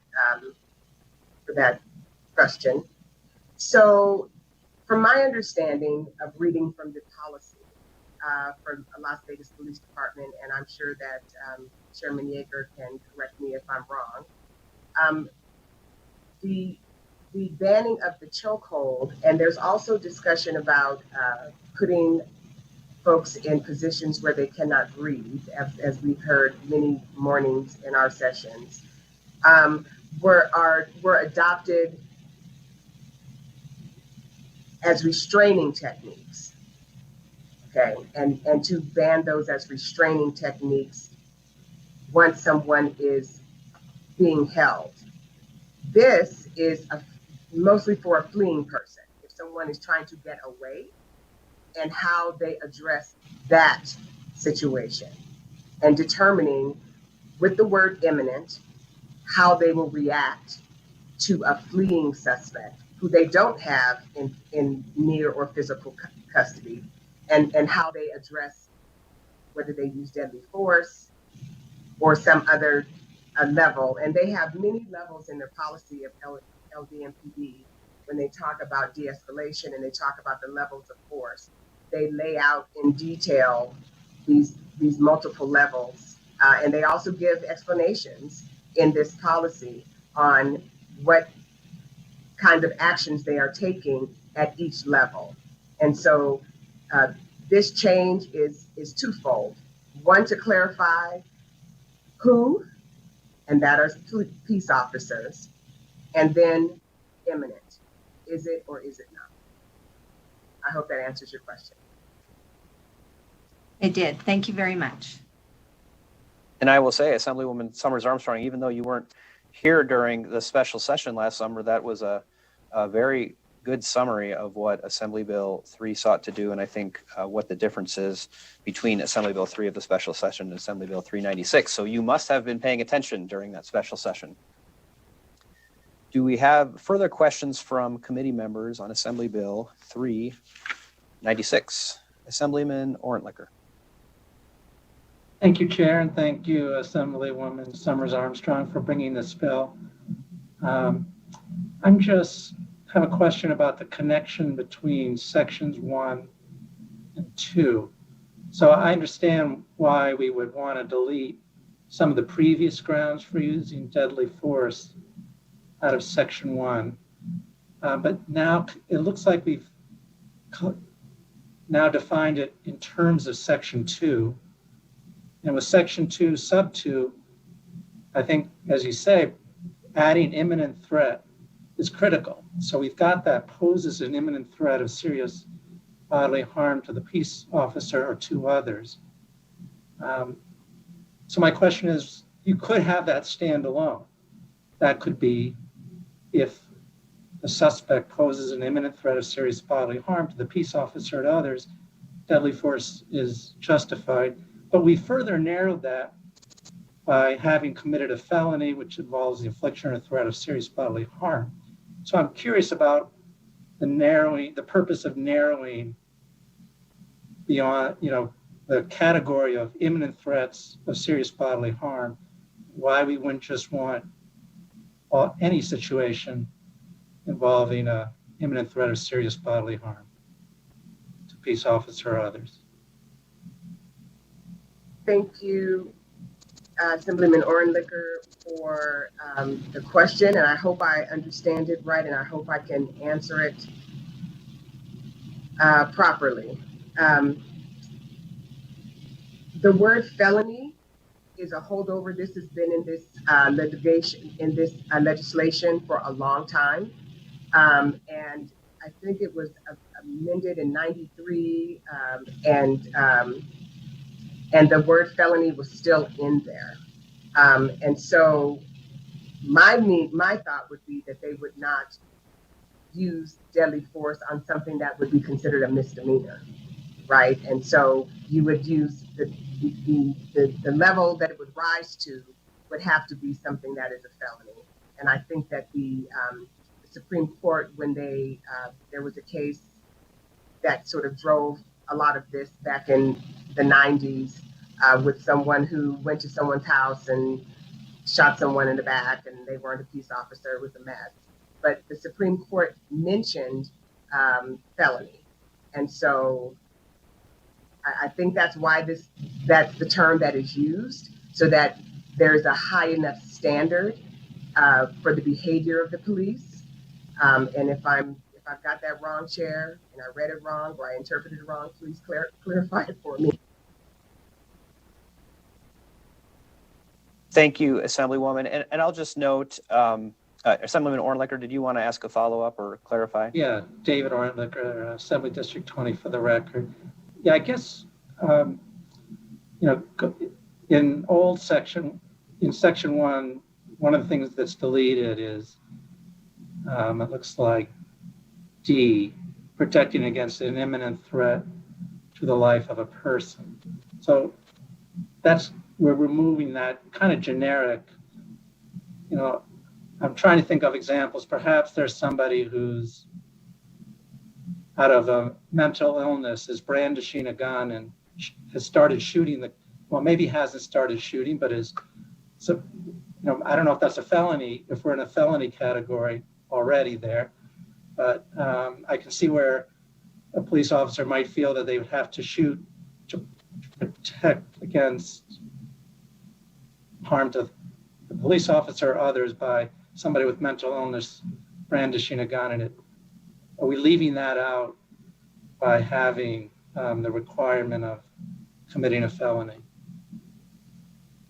And I can take that one. I think maybe some of the confusion is Section 1 of the bill talks about one instance of justifiable homicide, but there are other statutes, namely NRS 200.200, which is a self-defense statute that would apply more broadly. So those protections would still be in place in terms of someone defending, whether a peace officer or not, someone defending themselves or others would be able to avail themselves of NRS 200.200. This one is a more specific, sort of narrow, justifiable homicide that applies to peace officers. So I think what we're not seeing in the bill is the rest of the self-defense statutes. So I think that's why you see the change here, because the changes in Section 2 sort of required some changes necessarily to NRS 200.140, which is in Section 1. So I would recommend to committee members, of course, it's not in the bill, but NRS 200.200 is sort of the entirety of the self-defense statutes. And just to sort of bring the conversation back to Assembly Bill 3 from the special session, you may remember, those of you who were here, there was talk about the chokehold, and the chokehold was banned, but of course you could still use a chokehold if you used it under NRS 200.200 in self-defense of yourself or others. So although it was banned, you'd always have the availability to avail yourself of the statutory defense of self-defense. Of course, a jury would make that determination about whether you were justified under that statute. But hopefully that sheds a little bit of light on the question, Assemblyman, but let me know if you still have any follow-ups on that.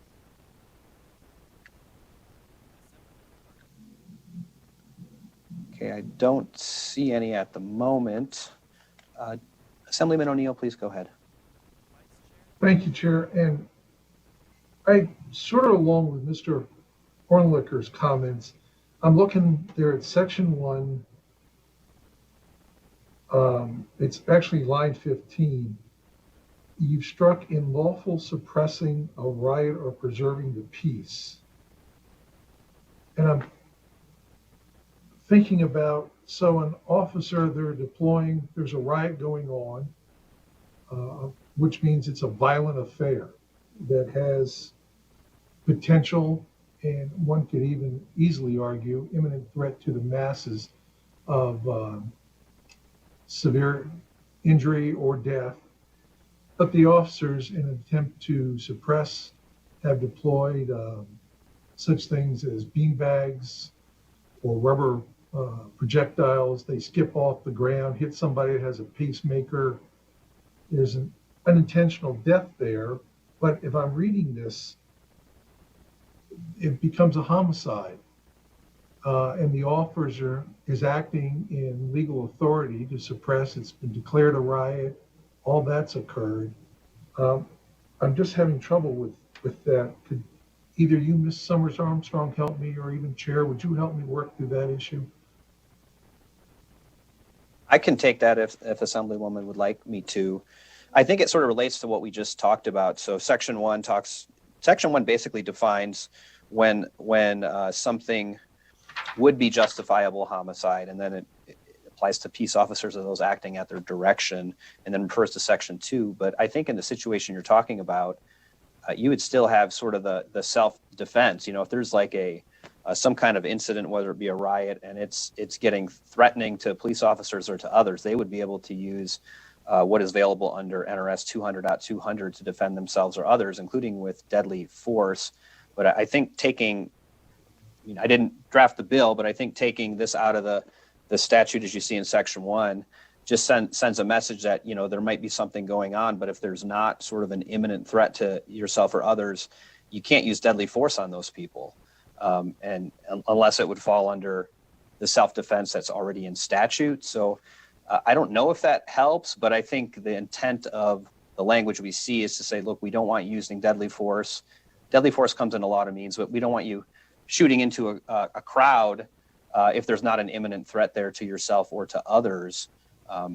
police can use other means to get that situation under control. And again, if they're feeling threatened or someone else is being threatened, they could use force under NRS 200.200 and it would likely be justified. And I appreciate that, Chair. I truly do. I guess I'm having the problem having been in several riots. I'm just thinking, like I said, of when we used, they're called rubber projectiles. We skip them off the ground, normally concrete asphalt, and causing that. I feel that it's too limiting. I guess that's what I'm saying. And I agree with you. I've never seen a case of indiscriminate shooting into crowds with firearms. I've never seen that nor heard of one. But I am thinking of what we like to say is less than lethal, but people have argued, well, those projectiles, those rubber bullets, those bean bags come out at such a speed and with impact can cause and should be considered as use of deadly force. That's what I'm just having trouble to come to grips with. So I appreciate the explanation, Chair. I truly do. I'll try to digest and mull this over a little more, but thank you. Thank you, Assemblyman O'Neill. And I do think it would be helpful. I know we're all busy, but if you have a chance to check out NRS 200.200, I think that would help a little bit on generally the self-defense laws as they apply in our statute as well. I'm not going to pretend you all have a lot of time today, but if you get a few minutes. Additional questions for Assemblywoman Summers Armstrong? Okay, I don't see additional questions. So Assemblywoman, thank you for presenting. Mr. Ishman, thank you for helping to present as well. We'll ask the two of you to sit tight for just a moment. We're going to take some testimony on the bill and then we'll come back for concluding remarks. At this time, I'll open the hearing, I'll open testimony in support for Assembly Bill 396. I think we have gone through all of our guests on the Zoom at this point. So VPS, could we go to the phone lines and see if there's anybody there in support of Assembly Bill 396? Yes. To testify in support of Assembly Bill 396, press star 9 now to take your place in the queue.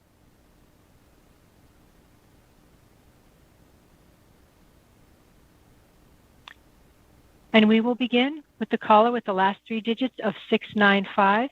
Please press star 6 to unmute yourself and then slowly state and spell your name for the record. You will have 2 minutes and may begin.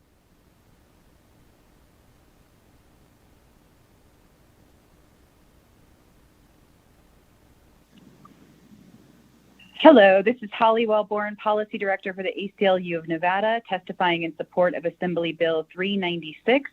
I think I'm having a technical issue on my end, so can you confirm that you can hear me? We can hear you. Excellent, thank you.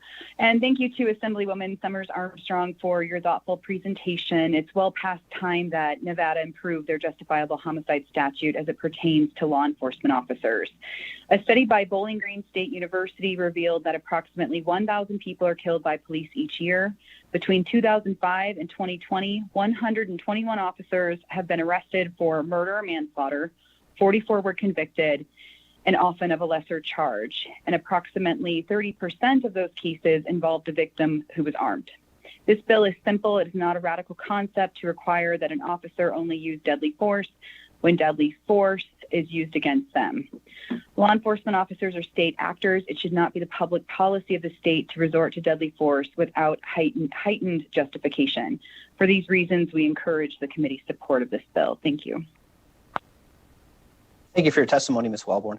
VPS, could we take the next caller in support, please? Yes, with the caller with the last three digits of 142, please slowly state and spell your name for the record. You will have 2 minutes and may begin. Hi, my name is Kaylee Barnett. For the record, that's KILEYBARNETT. Can you guys hear me? Yes, we can. Please go ahead. Okay. I support AB 396. I just want to say and reiterate justice for Micaiah Lee and justice for Thomas Purdy. They were both killed by using deadly force from police officers. I yield my time. Thank you. Thank you for your testimony, Ms. Barnett. BPS, let's take the next caller in support, please.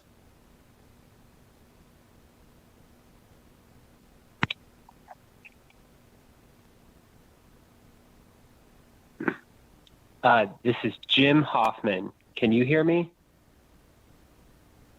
We can hear you, Mr. Hoffman. Please go ahead. Okay, I'm sorry. I don't know what's happening today. Jim Hoffman, representing Nevada Attorneys for Criminal Justice. NACJ supports AB 396. The purpose of police officers should be to protect the safety of the community. When a police officer kills a member of the community, that's inherently in tension with that goal. This may be legitimately justifiable when a police officer kills one member of the community to protect other members of the community, including the police officer themselves. But Nevada's statute is much broader than that. It allows police to kill people in order to stop them from fleeing or, quote, in the discharge of a legal duty, end quote, among other permissions. There is no requirement in statute that the person actually be a danger to the community. Police have wide discretion to kill whoever they want. This kind of discretion does not do a good job of protecting public safety or protecting the community. NACJ believes that deadly force should only be a response that is allowed in response to other deadly force, and for no other reason. Therefore, we support this bill. Thank you. Thank you, Mr. Hoffman. BPS, could we take the next caller, please? Yes. Would the caller with the last three digits of 164 please slowly state and spell your name for the record? You have 2 minutes and may begin. Anne Marie Grant, ANNEMARIE, GRANT. I'm calling in support of the bill. My brother was 38 years old. He was not a threat nor an imminent threat to any officer. He didn't assault any officer, yet we think of guns as deadly force, but the torture devices, the hobble, the restraint chair, those become deadly. I've been watching the George Floyd trial, and the officers testify that restraints such as the hobble can lead, that they are a higher level of force used against people. Perhaps my brother would still be alive and somebody, like they should be, would be held accountable for his death. Please pass this bill. Thank you. Thank you, Ms. Grant. You threw us for a loop today, calling in on a different phone number. I got used to the other 3 digits, so thank you again for your testimony. BPS, let's take the next caller in support, please. Would the caller with the last 3 digits of 656 please slowly state and spell your name for the record? You will have 2 minutes and may begin. Hi, good morning again, Chair and members of the committee. Will Pregman with Battleborn Progress for the record, WILL, P as in Peter, REGMAN. We rise in strong support of AB 396. We commend the committee for bringing this bill to tighten the protocols for the use of force by law enforcement officers. It's sadly become too common that unnecessary and unjustifiable violence is used by some officers as a tactic to instill fear rather than suppress a legitimate threat to public safety. As we, as a country, reckon with the Derek Chauvin trial, it's a time for serious conversation about use of force policy. Chauvin was not the first, not the only officer to use inappropriate force that resulted in the killing of someone supposedly in their custody. It's an imperative that we stop cases like this, and AB 396 is a step towards doing that. We thank Assemblywoman Summers Armstrong for bringing this bill forward, and we ask that the committee please support it. Thank you.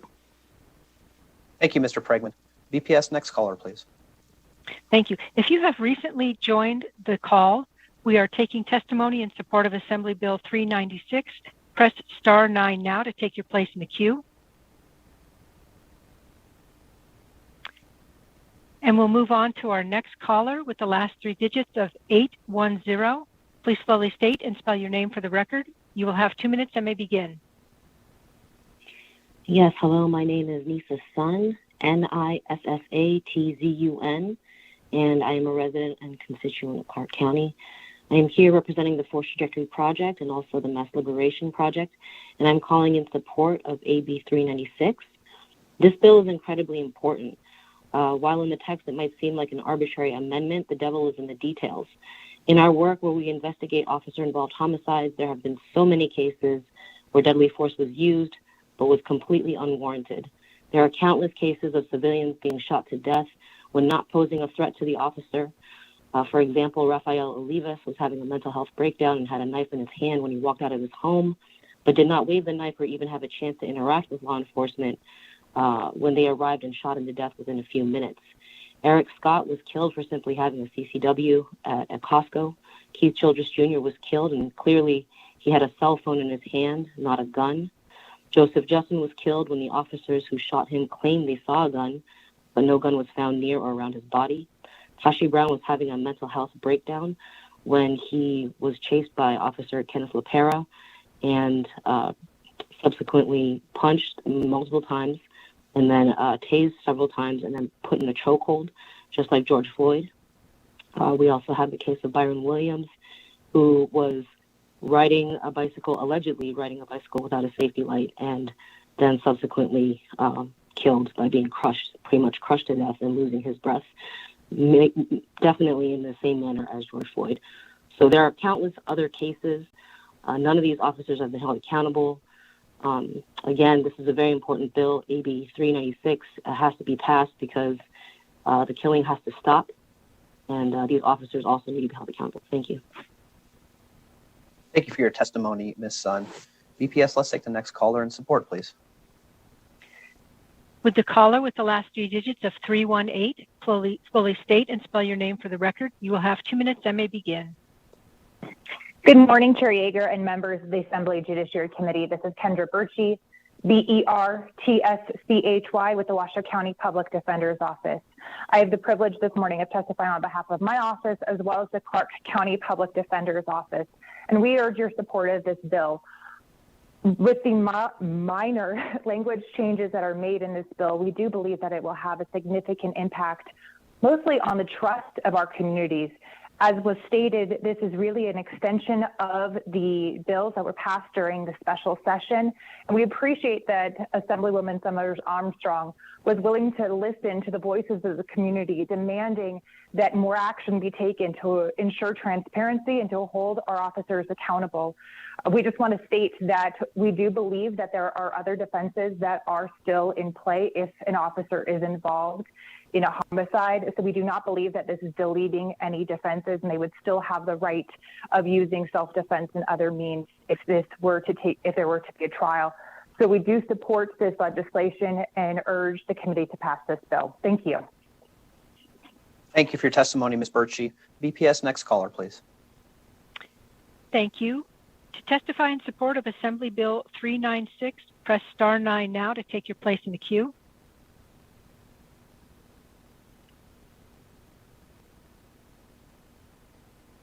Chair, there are no callers in the queue.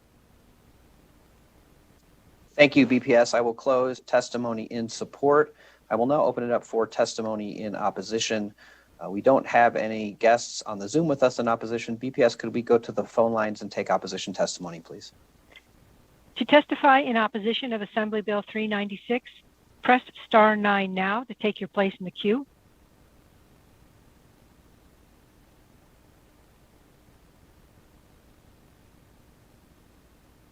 And we will begin with the caller with the last three digits of 502. Please slowly state and spell your name for the record. You have 2 minutes and may begin.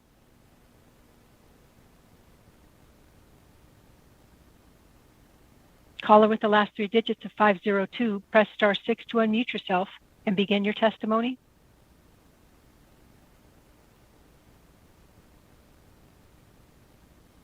We appear to have problems with this caller. I'll come back to them. Caller, easy. Okay. Let's move on to the next caller. With the caller with the last three digits of 196, slowly state and spell your name for the record. You will have 2 minutes and may begin.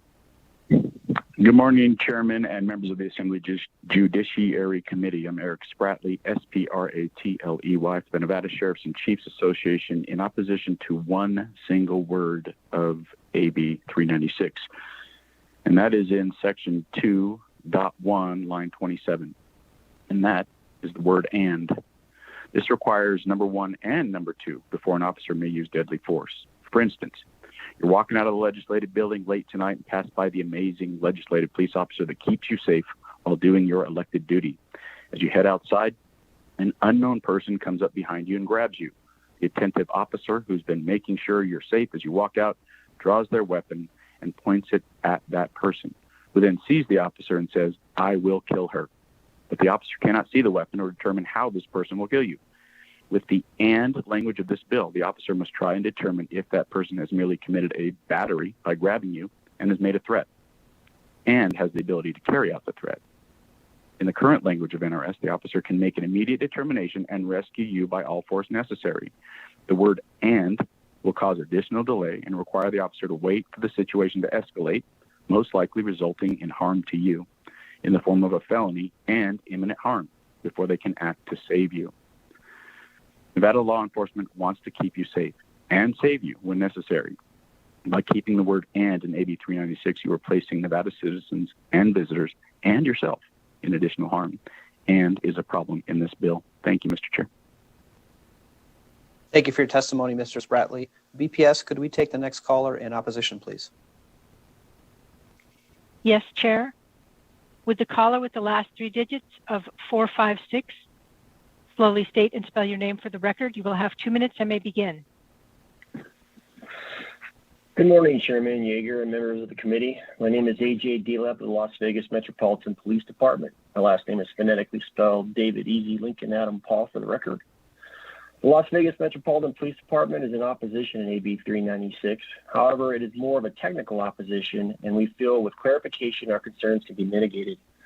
Specifically, I would like to draw the committee's attention to Section 1, subsection 3D of the bill, where you will find that the sentence "in protecting against an imminent threat to life of a person" has been deleted. LVMPD would like clarification that peace officers would still have the same rights as citizens in self-defense and defense of others if there is an imminent threat of serious bodily injury. Furthermore, we ask for clarification in the other deleted circumstances found in Section 1, subsection 3, A through B, that if a person presents an imminent threat of serious bodily injury, the peace officer should be able to defend themselves or others under any of those circumstances deleted by this measure as well. Finally, we have concerns regarding Section 2, sub 1, by the insertion of the word "and" the striking of the word "or." The parameters described within this section seem to limit a peace officer's ability to react to circumstances involving imminent threat of serious bodily harm to only circumstances involving certain felony crimes. In essence, a peace officer's ability to defend oneself or others could be reduced in circumstances involving escape specifically. With that, Chairman Yeager and members of the committee, I would like to thank you for your committee's time and conclude my testimony. Thank you, Mr. Delap. I will just note the discussion on the record about the use of self-defense under other sections of the NRS, and I do believe that those are applicably generally to everybody. They don't exclude peace officers. So I will just say for the record, I think those statutes do apply. I don't think there are any exclusions in those statutes as long as you meet the qualifications. BPS, could we take the next caller in opposition, please? Yes. Would the caller with the last three digits of 389 please slowly state and spell your name for the record? You will have 2 minutes and may begin. Good morning, Mr. Chair, Madam Vice Chair, and members of the committee. My name is Jennifer Noble, Jennifer and OBLE, and I am testifying today on behalf of the Nevada District Attorneys Association in opposition to AB 396. I want to begin by informing the committee that the National District Attorneys Association, of which I am a member, has publicly condemned and continues to condemn the killing of George Floyd and the actions taken as Mr. Floyd begged for his life and called for his mother as an officer's knee was jammed into his neck. So we certainly appreciate the intent of this bill, and we don't object to the concept that imminent threat should be in play where an officer uses potentially deadly force. But our primary concern is with Section 2, Sub 1 and 2, which Assemblyman Ornlicker and Assemblyman O'Neill touched upon, wherein use of the word "and" appears to potentially prevent an officer from reacting to an imminent threat of serious bodily harm if the person has not committed a felony that falls within the narrow parameters of Section 1. Police officers should be able to defend themselves and others whenever there is an imminent threat of bodily harm, regardless of the type of crime that may have brought them on scene. As Chair Yeager mentioned, NRS 200.200 is our self-defense statute, and we think that perhaps a fix might be specific incorporation by reference to that statute to make clear that this bill does not operate to apply a different standard of self-defense to police officers than to any other member of the community. That concludes my testimony. Thank you for your time this morning. Thank you. Thank you, Ms. Noble. And again, I'll note for the record, I think there's been a little bit of a confusion perhaps, but Section 2 of the bill talks about preventing an escape, and that's when this would apply to peace officers.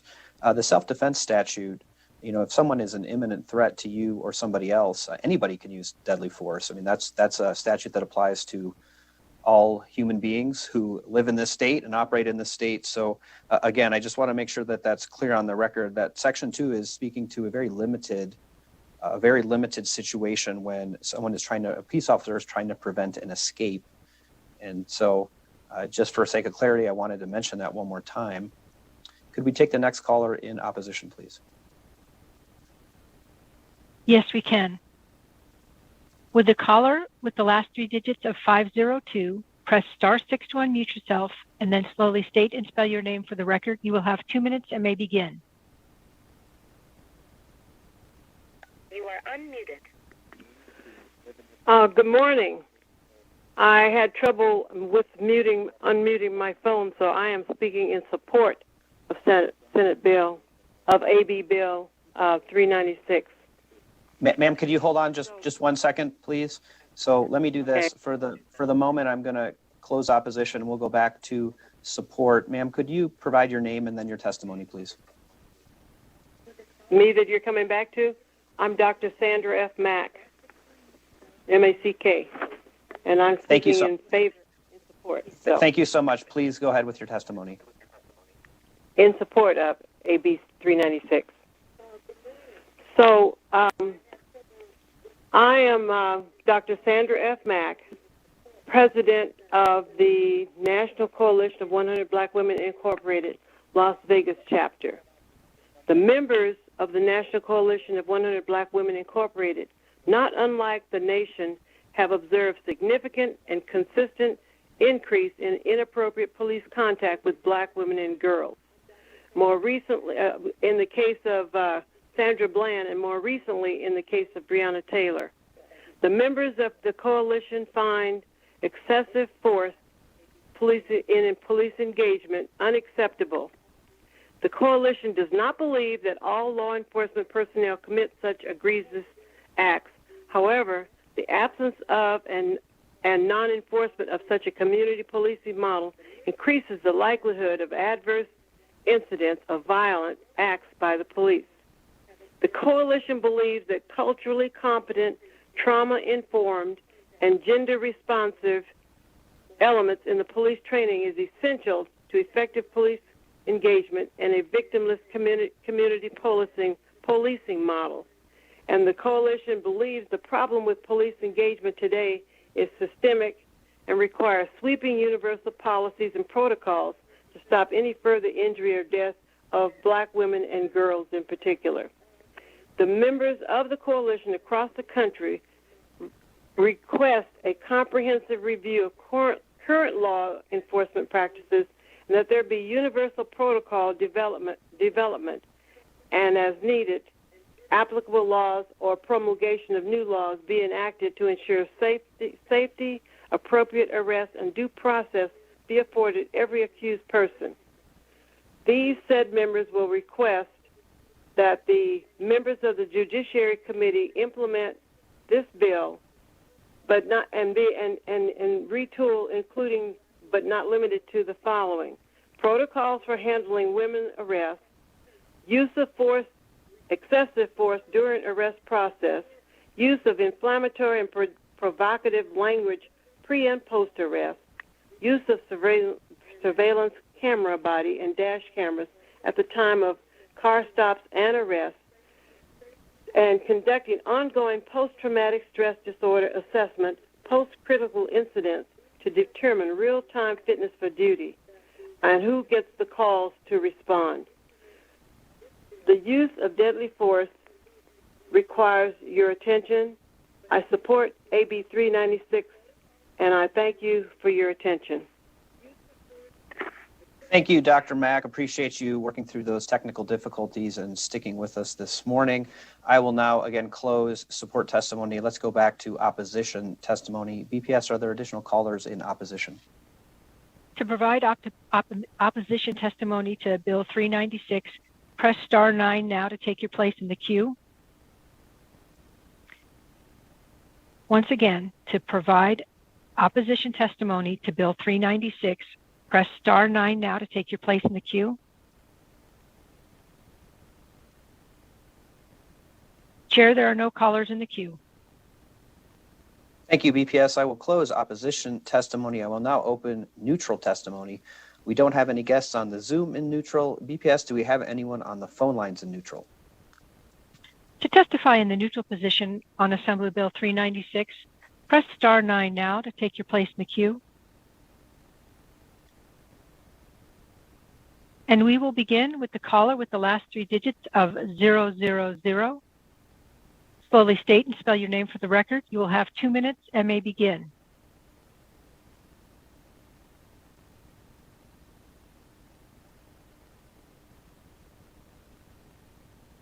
Caller with the last 3 digits, you may begin your testimony. Good morning, everyone. My name is Brian E. Williams, Sr., Deputy Director of Operations, Nevada Department of Corrections. And I just wanted to chime in just briefly. And I would like to humbly request that the committee consider amending for correctional facilities for offenders attempting to escape from a medium or maximum security facility. Thank you. Thank you, Mr. Williams. BPS, are there additional callers in the neutral position?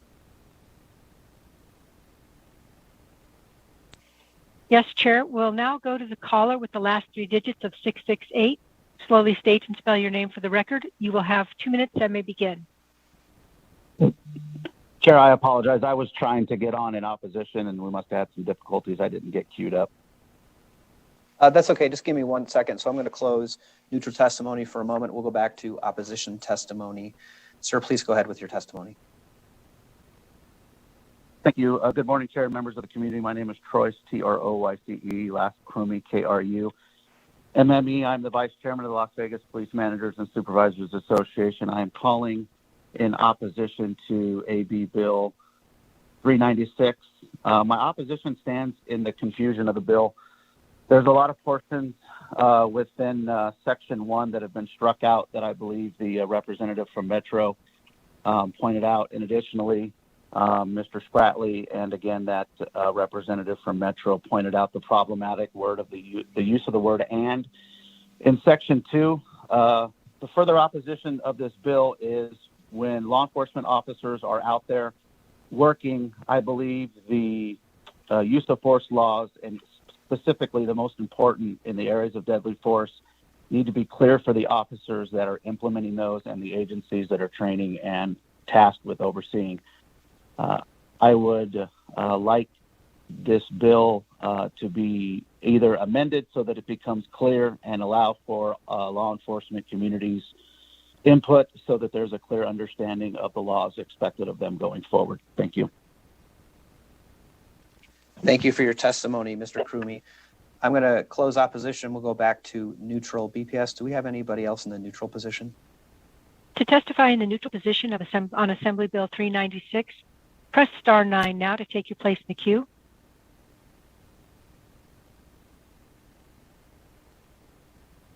Chair, there are no callers in the queue. Thank you, BPS. I will close neutral testimony, and I will now hand it back over to Assemblywoman Summers Armstrong and Mr. Ishman to make any concluding remarks on the bill. Thank you, Chair Yeager and members of the Assembly Committee on the Judiciary Committee.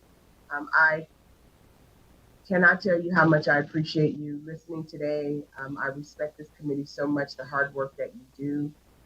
the consideration you give to so many different topics, and how well you listen and engage and challenge those of us who come before you. And it's greatly appreciated, and I know that our community appreciates it too. This is simple change to legislation that could have huge effect. We all know what's been going on the last year, but many of us that are members of the African American and the other communities of color understand what has been going on much longer. And we are hopeful that this change will be able to bring some clarity, some trust, and into our relationships with law enforcement. I would like to just take a moment, Chair, if I may, to just reply to an example that was given by Officer Spratley.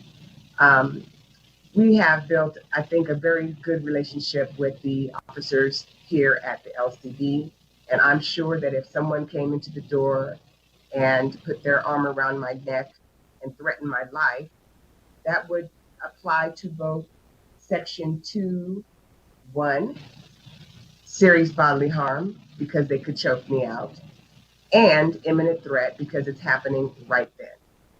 So there really isn't an issue with the and.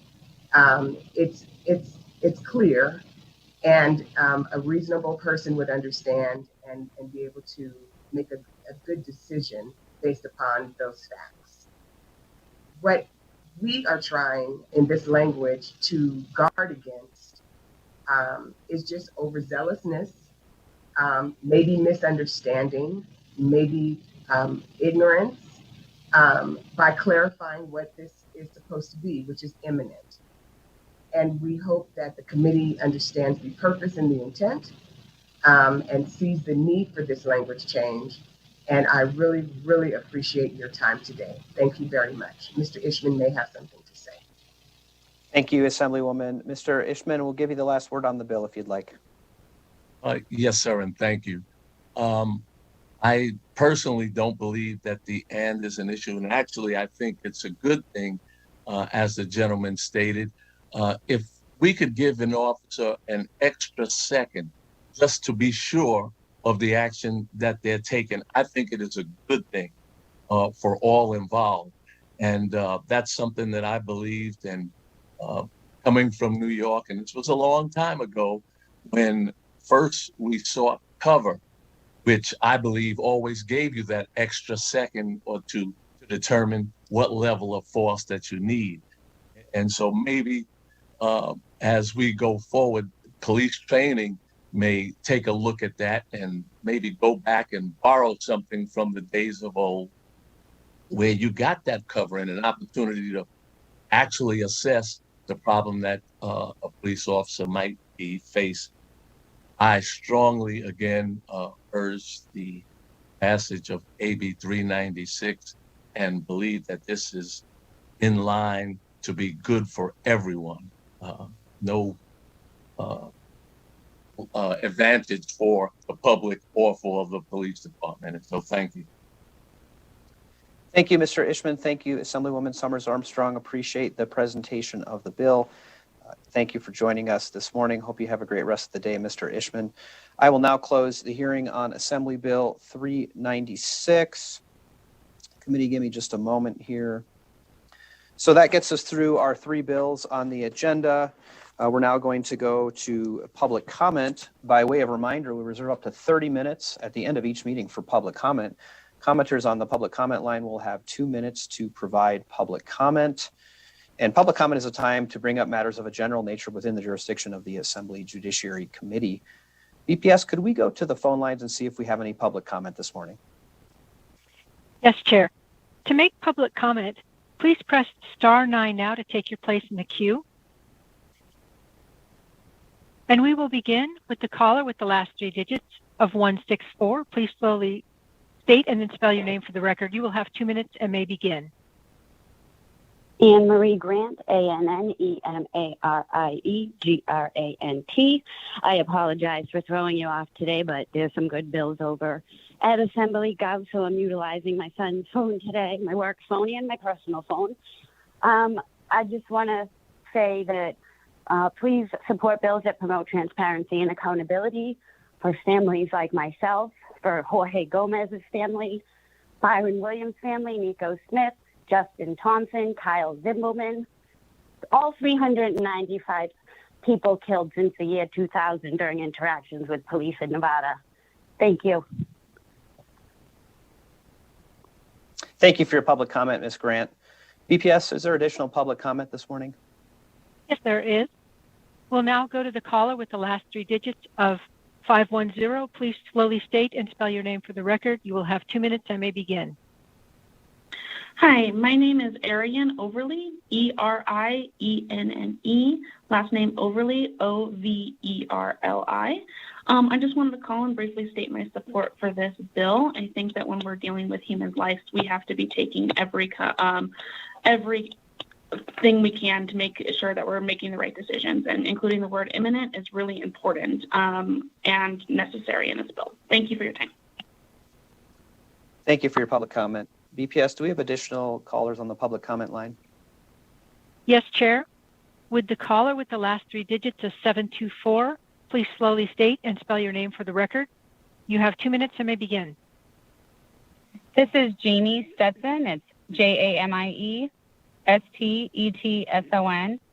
I want to make sure that our lawmakers understand and that they're hearing the public that we want more police accountability in our communities. Again, repeating another caller, when human lives are concerned, we need to make sure that we're right and that we're doing the right thing. Our police officers deserve more clarity in our law, and they deserve to have absolute clarity in terms of what, use of force means. What does that mean? When is it necessary? How should that happen? And any legislation that creates more training for the officers in our community is going to be good for our community, and it's going to be good for those officers as well. My hope is that over time, our legislature implements more and more uniform laws across counties and across police departments that help our officers do their job and ensure that our community is safe from the people who are supposed to protect us. Because right now, that's not what it looks like to those that are living in our communities. I don't feel safe with our police presence in our community, and I know lots and lots of other people don't either. So my hope is that these concerns are taken very, very seriously, and that the loss of life in our community at the hands of police can stop unless it is absolutely necessary. And in many cases, it doesn't seem like that's what's happening. Our police need better training, and our police need better clarity in the law, and our police need direction from our legislation. Thank you. Thank you for your public comment. BPS, is there anybody else for public comment? Chair, there are no more callers in the queue at this time. Thank you, BPS. Thank you, as always, for helping us manage the phone lines this morning. I will now close public comment. Members, at this time, I'm going to move into a work session on the last bill we just heard, Assembly Bill 396.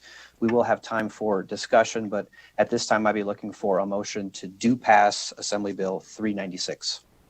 I motion to amend and do pass. Assemblywoman Gonzalez, is that a motion to do pass? Whatever the motion is. There was not an amendment presented, so it'd be a motion to do pass. Do pass, yes. From Assemblywoman Gonzalez. I think I heard a second from Vice Chair Wynn. Is that correct? Yes. Can you hear me? We can hear you. Okay. And we're sorry about your technical issues earlier, but it's one of those weeks. So we have a motion and a second. I would now take discussion on the motion. Would anyone like to provide discussion? Assemblywoman Hanson, please go ahead. Thank you, Chair. Wow, things are moving a little too fast. Wish this bill had come up a lot sooner in the session. I was a yes in the summer in the special session on AB3. I can't be a yes yet. There's still some things to work out. I certainly understand the intent, and I support that. But too many things to work through right now. So maybe by the time it comes to the floor, but I apologize. It's just moving way too fast. Thank you. Thank you, Assemblywoman Hanson. Appreciate those remarks. Further discussion on the motion? Assemblyman O'Neill. Thank you, Chair, for the time. I'll be a no vote, and with mainly being the one part of that Section 2, sub 1, the word "and." I just can't get there from personal experience. I can live with the one part that we talked about earlier on redacting the suppressing a riot, but the word "and" is just too difficult and cumbersome upon a law enforcement officer to deal with. To me, it has to be "or." Thank you, Chair. Thank you, Assemblyman O'Neill. I think I saw Assemblywoman Krasner with the hand up next. We'll go there. Thank you, Chairman Yeager. I support the intent of this bill, but I'm going to have to vote no now until that amendment is worked out. And I certainly hope that we can all come to agreement because I would really like to support the bill. Thank you. Thank you, Assemblywoman Krasner. Assemblywoman Hardy, we'll go to you next. Thank you, Chair Yeager, and I will agree with the comments of my previous colleagues. I agree with the intent of this bill, but I just have some concern with the opposition with that one word, so I'll be a no right now. Thank you, Assemblywoman Hardy. Further discussion? Assemblyman Wheeler doesn't have any discussion. This is a strange day. I thought for sure you'd have some discussion today. Okay, Mr. Chairman. Ditto. Thank you, Assemblyman Wheeler. Further discussion? Okay, I don't see further discussion. And again, committee, we'll do a roll call, or excuse me, we'll do a voice vote on this, and I'll give us enough time so we can make sure the record is clear. So if everyone could unmute themselves. Again, the motion is to do pass Assembly Bill 396. All those in favor, please signify by saying aye. Aye. Aye. Let's, anyone opposed, nay, please. Nay. And could we just have the nays raise your hand just so I can list them off for the records? We have noes from Assemblywoman Hardy, Assemblyman O'Neill, Assemblywoman Hanson, Assemblyman Wheeler, and Assemblywoman Krasner. So I think that's 5 nays. Did I miss anybody? Okay, so did I say Assemblyman O'Neill? I'm not sure if I did, but so the motion does carry. And of course, I'll sign the floor statement to that to Assemblywoman Summers Armstrong. Now that takes us to the end of the agenda before we talk about tomorrow. Anything else from committee members this morning? Okay, I don't see anything else. One thing I wanted to say, committee, before we talk about tomorrow is I just really appreciate the last couple of weeks and you all being willing to get here at 8 o'clock and to try to get through these bills. I think it's put us in a pretty good place for the rest of today and tomorrow. So what we have on tap for tomorrow is the following. We had an agenda go out midway through the meeting. The good news is we are not going to be meeting until 9 o'clock tomorrow. So we have an extra hour there in the morning. I'm sure we'll need it because I think many of us will be late here tonight in other committees. And so the agenda that's out now has, I think, 8 bills on work session. And I'll just say for members of the committee and members of the public, there will be bills added to the work session. We just sort of started with the ones that I know that are ready. So throughout the day, there'll probably be a couple of revised agendas adding work session bills. So if there's a bill you care a lot about and it's not on there yet, it doesn't mean it's not going to make it. It just means we're still trying to work some things out. So please do be aware of that. And then we'll get that work session document out to you all as soon as we can. But if you have a bill that you are hoping to work session tomorrow, or you have been told is going to work session and we're still waiting on that amendment, we need that amendment as soon as possible to make sure we can get through the work session timely tomorrow morning. And again, my hope is that we can get through the work session in a couple of hours tomorrow and then hopefully move on with the rest of our day. So committee members, feel free to ask any questions throughout the day as we get to the last day before committee deadline. Thank you again for your attention and your hard work this week. I'll see you back here. Remember, at 9 o'clock, you can log in at 8, but we won't be here until 9. So we'll see you then. Have a great rest of the day. This meeting is adjourned.